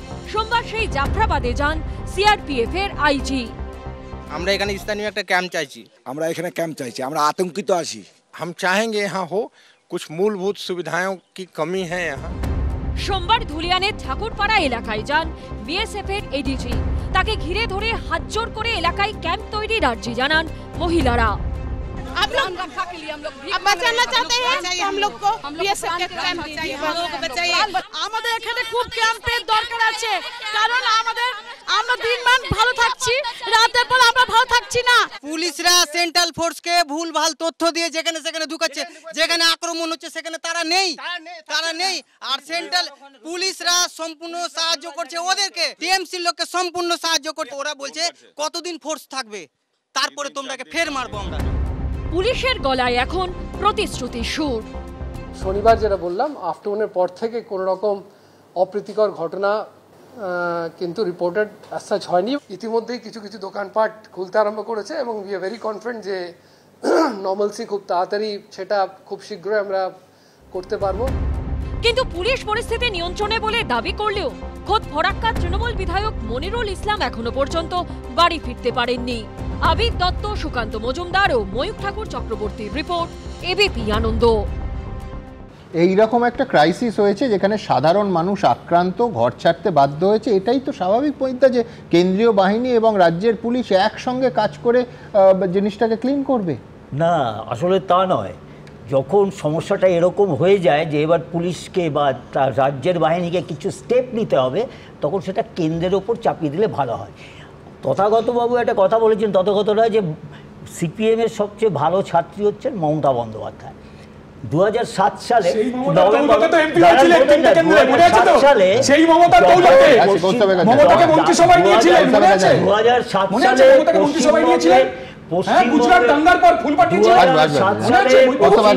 শিল্প সংস্কৃতিকে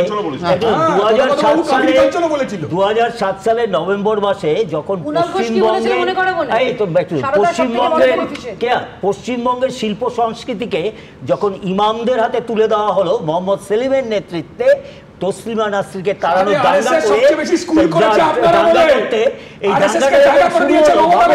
কলকাতার এক জায়গায় একটা লোকাল দাঙ্গা, সেটা পর্যন্ত সিপিএম আসলে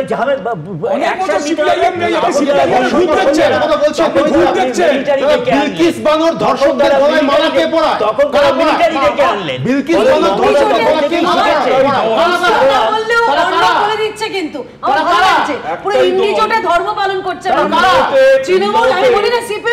দেখুন আপনি উত্তরটা এখানে সিপিএম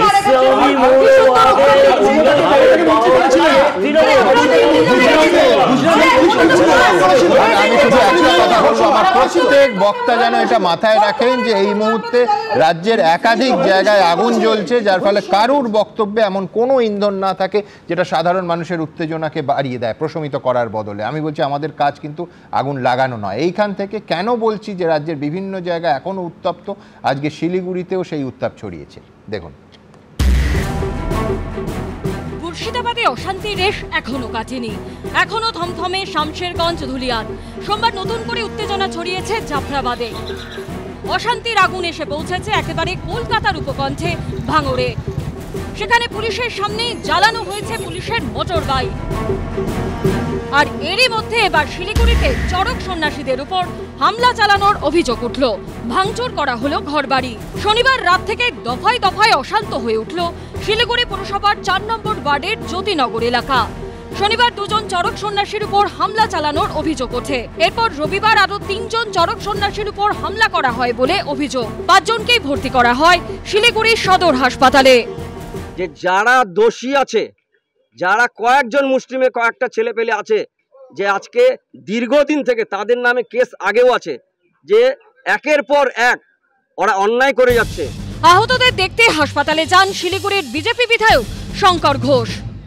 কিছু দুষ্কৃতী আছে যাদের স্বভাবই হয়ে গেছে ঝামেলা করা, ওরা ঝামেলা করে নিরীহ মানুষ মুসিবতে পড়ে যাচ্ছে। হামলার ঘটনায় মোহাম্মদ আমির, মোহাম্মদ শামীম ও মোহাম্মদ মুন্না নামে 3 জনের বিরুদ্ধে শিলিগুড়ি থানায় অভিযোগ দায়ের হয়েছে। দুষ্কৃতীদের কোনো রাজনৈতিক দল হয় না, আর বাংলায় দুষ্কৃতীরা শাস্তি পায়। বাংলার প্রশাসন সদা সর্বদা তৎপর। সোমবার এলাকা পরিদর্শনে যান শিলিগুড়ি पुलिस कमिश्नरेटेर कमिश्नर। 2 ग्रुप के बीच में एक पत्थर चोरी हुआ और पुलिस तुरंत पहुंच गया, सिचुएशन कंट्रोल किया। बेसिकली रूमर हुआ, एक रूमर। शनि और रविवारेर घटनार पर ज्योतिनगर एलाकाय टहल दिচ্ছে বিশাল পুলিশ বাহিনী। এখনো পর্যন্ত কাউকে গ্রেফতার করেনি পুলিশ। সনদ ঝার রিপোর্ট, এবিপি আনন্দ, শিলিগুড়ি। এবার দেখাবো আপনারা কি বলছেন। আপনারা জানেন আমাদের ভেরিফাইড এক্স অ্যাকাউন্ট সঙ্গে সুমন @IAM সুমন। প্রচুর মন্তব্য, দ্রুত কয়েকটা মন্তব্য নিয়ে সুব্রত পাল লিখছেন, নবাবের জেলা শান্ত হতেই নবান্নের পাশের জেলা অশান্ত। পরিতোষ মণ্ডল লিখছেন, আমরা কি বাংলাদেশ থেকে কোনো শিক্ষা নিইনি নাকি আমরা আরেকটা বাংলাদেশ হতে চলেছি। স্বপন দাস লিখছেন, কিছু লোক সরকারি সম্পত্তি ক্ষতি করার সাহস দিন দিন বাড়িয়ে চলেছে, এজন্য রাজ্য সরকারের সঙ্গে কেন্দ্রের সরকারও দায়ী। অমল বিশ্বাস লিখছেন, বিভিন্ন জায়গায় যেভাবে ওয়াকফ নিয়ে উস্কানি বা প্ররোচনামূলক ভাষণ দেওয়া হচ্ছে তাতে হিংসা বাড়বে বই কমবে না। দেবব্রত ঘোষ লিখছেন, শাসক বিরোধী তরজা চলছে, বলি হচ্ছেন সাধারণ মানুষ। খানিকক্ষণ আগে পরিতোষ মণ্ডলের মন্তব্য পড়লাম, যিনি একদম সরাসরি বাংলাদেশের সঙ্গে তুলনা করছেন। তুলনা এসে যাচ্ছে কয়েকটা ভিজুয়ালে, কিন্তু আবার বলছি, বাংলাদেশের আগে এই তুলনাটাই আমাদের রাজ্যের পক্ষে, সম্মানের পক্ষে অত্যন্ত খারাপ, অত্যন্ত অসম্মানের। তার কারণ হিংসার এই তুলনা, এই ছবির মিলে যাওয়া একেবারে কোনো শুভ বার্তা বহন করে না, করছেও না। দেখুন, হিংসার আগুন বহু মানুষের মাথার উপরে ছাদ কেড়েছে, বহু মানুষের রোজগারের সম্বলটুকু ধ্বংস করেছে। সংশোধিত ওয়াকফ আইনের প্রতিবাদের নামে মুর্শিদাবাদে পরপর দোকানে অবাধে চলেছে লুটপাট। বহু দোকান গুড়িয়ে দেওয়া হয়েছে, যার সঙ্গে অশান্ত বাংলাদেশেরও মিল পাচ্ছে বিজেপি। ভালো ভালো শপিং মল তৈরি করেছিল, ওষুধের দোকান, কাপড়ের দোকান, জুতোর দোকান, ঠিক বাংলাদেশ থেকে, বাংলাদেশ স্টাইলে এই চোরেগুলো, ভিখারি ঢুকে ঢুকে লুট করেছে। পাল্টা জবাব দিতে গিয়ে তৃণমূলের মুখেও শোনা গেছে সেই বাংলাদেশের প্রসঙ্গ। বিএসএফ এর ভূমিকার তদন্ত হওয়া উচিত। শুভেন্দু অধিকারীর বয়ানের মাপকাঠিতে গতকাল কুণাল ঘোষ কি বলেছিল? একই জিনিস বলেছিল, আমরা তদন্ত চাইছি। এবং বিএসএফ এর বিরুদ্ধে তদন্তের প্রথম সাক্ষ্য যেন হয়, প্রথম উপাদান যেন হয় শুভেন্দু অধিকারী স্টেটমেন্ট। শাসক বিরোধী দুই শিবিরের বাগযুদ্ধে বারবার বাংলাদেশের প্রসঙ্গ অনেককেই মনে করিয়ে দিয়েছে সে দেশের কয়েকদিন আগের ছবি। সম্প্রতি গাজার উপর ইসরায়েলি হামলার প্রতিবাদের নামে সিলেটে কেএফসির বিপণিতে ঢুকে ভাঙচুর এবং সেখানকার খাবার লুট করে প্রতিবাদকারীরা। দুহাত ভরে চিকেনের নানা পদ নিয়ে বেরিয়ে আসতে দেখা যায় বিক্ষোভকারীদের। রাস্তায় দাঁড়িয়ে উল্লাস করতে করতে সেই খাবার খায় তারা। হামলা চলে বাটার দোকানেও, দোকানের যাবতীয় জুতো নিয়ে গেছে বিক্ষোভকারীরা। অভিযোগ, ঘটনার সময় পুলিশ ও সেনা কাছাকাছি থাকলেও তারা হামলা আটকাতে এগোয়নি। এবার মুর্শিদাবাদের অশান্তি, লুটপাটের ঘটনার প্রেক্ষিতে শাসক বিরোধী দুই শিবিরের মুখে উঠে আসছে সেই বাংলাদেশের প্রসঙ্গ। তবে এটা ঠিক যে বাংলাদেশের জঙ্গিরা তারা ঘাঁটি গেড়েছে ভারতবর্ষের বিভিন্ন জায়গায়, বিশেষত পশ্চিমবাংলায়। এটা ধরা পড়েছে, সিবিআইও ধরেছে। গোয়েন্দা তথ্য থাকা সত্ত্বেও আগে থেকে কোনো ব্যবস্থা নিতে পারেনি, পরে একাত্রা ধরেছে। তাতে বাংলাদেশের জঙ্গিদের প্রশ্রয় দেওয়ার মধ্য দিয়ে পশ্চিমবাংলাকে ক্ষতিগ্রস্ত করার একটা সম্ভাবনা থেকে যায়। এটা যেমন সত্য, তেমন বর্ডার দেখার দায়িত্বটা বিএসএফ এর, সেটাও কিন্তু সত্য। বাংলাদেশের সীমান্ত ঘেঁষা মুর্শিদাবাদের বিভিন্ন জায়গায় এই অশান্তির দায় কার, তা নিয়ে তরজা চলছেই। উজ্জ্বল মুখোপাধ্যায় ও আশাবুল হোসেনের রিপোর্ট, এবিপি আনন্দ। কিন্তু এত উদ্বেগ, এত অশান্তি নিয়ে আলোচনা করছি, কোথাও কি আলো নেই? অবশ্যই আছে। যারা এই অনুষ্ঠানে আছেন এবং যারা দেখছেন, তাদের সবার কাছে একটাই অনুরোধ থাকবে, বাংলার ঐতিহ্য হলো সাম্প্রদায়িক সম্প্রীতি বজায় রাখা। কারণ আগুন লাগলে সেটা আপনার বাড়ি আর আপনার প্রতিবেশীর বাড়ির মধ্যে কোনো ফারাক করে না, কোনো ধর্মই হিংসাকে প্রশ্রয় দেয় না। তাই যখন দেখি শামশেরগঞ্জের সিংহপাড়ায় মুসলমান প্রতিবেশীর বাড়ি আগলে রাখেন হিন্দু প্রতিবেশীরা, তখন আশা জাগে বই কি। হিংসা, হানাহানি ছাপিয়ে এই যে সম্প্রীতির পাঠ, এটাই বাংলা, আমার বাংলা, আমাদের বাংলা। সিংহপাড়া মুর্শিদাবাদের শামশেরগঞ্জের হিন্দু অধ্যুষিত এলাকা, তার মধ্যে গুটি কতক মুসলিম পরিবারের বাস। কিন্তু হিংসার আগুনে যখন জ্বলছে শামশেরগঞ্জ, তার মধ্যেই মুসলিম প্রতিবেশীদের বুক দিয়ে আগলে রাখলেন হিন্দু প্রতিবেশীরা। মুসলিম সম্প্রদায়ের বাড়ির বাইরে কড়া পাহারায় হিন্দু সম্প্রদায়ের মানুষজন। নৈরাজ্যের মুর্শিদাবাদে সম্প্রীতির এক উজ্জ্বল পাঠ পড়ালেন সিংহপাড়ার বাসিন্দারা। শামশেরগঞ্জে একটি বাড়ির সামনে আমরা দাঁড়িয়ে রয়েছি, যেটা থানা থেকে খুব কাছেই। এই বাড়ির ঠিক পাশে একটি মন্দির রয়েছে, কিন্তু বর্তমানে যে বিভিন্ন পরিস্থিতি তৈরি হয়েছে, তাতে এই বাড়ির সামনেও এলাকার বেশ কিছু যুবক তারা দাঁড়িয়ে থাকছে ঝামেলা বা হামলা করার জন্য নয়, পাহারা দেওয়ার জন্য। কাকুরা বলল কি হ্যাঁ থাকো, তো আমরা সাহস করে থাকলাম, কি আমাদের তো পাশে আছে, ওদের জন্য আমরা এই সাহস করে আরও আছি, থাকতে বললো সব। সিংহপাড়ায় মন্দিরের ঠিক পাশে এই বাড়িতে থাকেন সাবির মল্লিক এবং জুবেইদা মল্লিক। সংশোধিত ওয়াকফ আইনের বিরুদ্ধে বিক্ষোভে শুক্রবার থেকে রণক্ষেত্র হয়ে ওঠে মুর্শিদাবাদ। হিংসার আগুনে বলি হয় তিনটে প্রাণ। কিন্তু এই অশান্তির মধ্যেই প্রতিবেশী সাবির জুবেইদাদের রক্ষার দায়িত্ব নেন স্বপন বংশীলালরা। অশান্তির আগুন বন্ধুত্বকে ছারখার করতে পারেনি।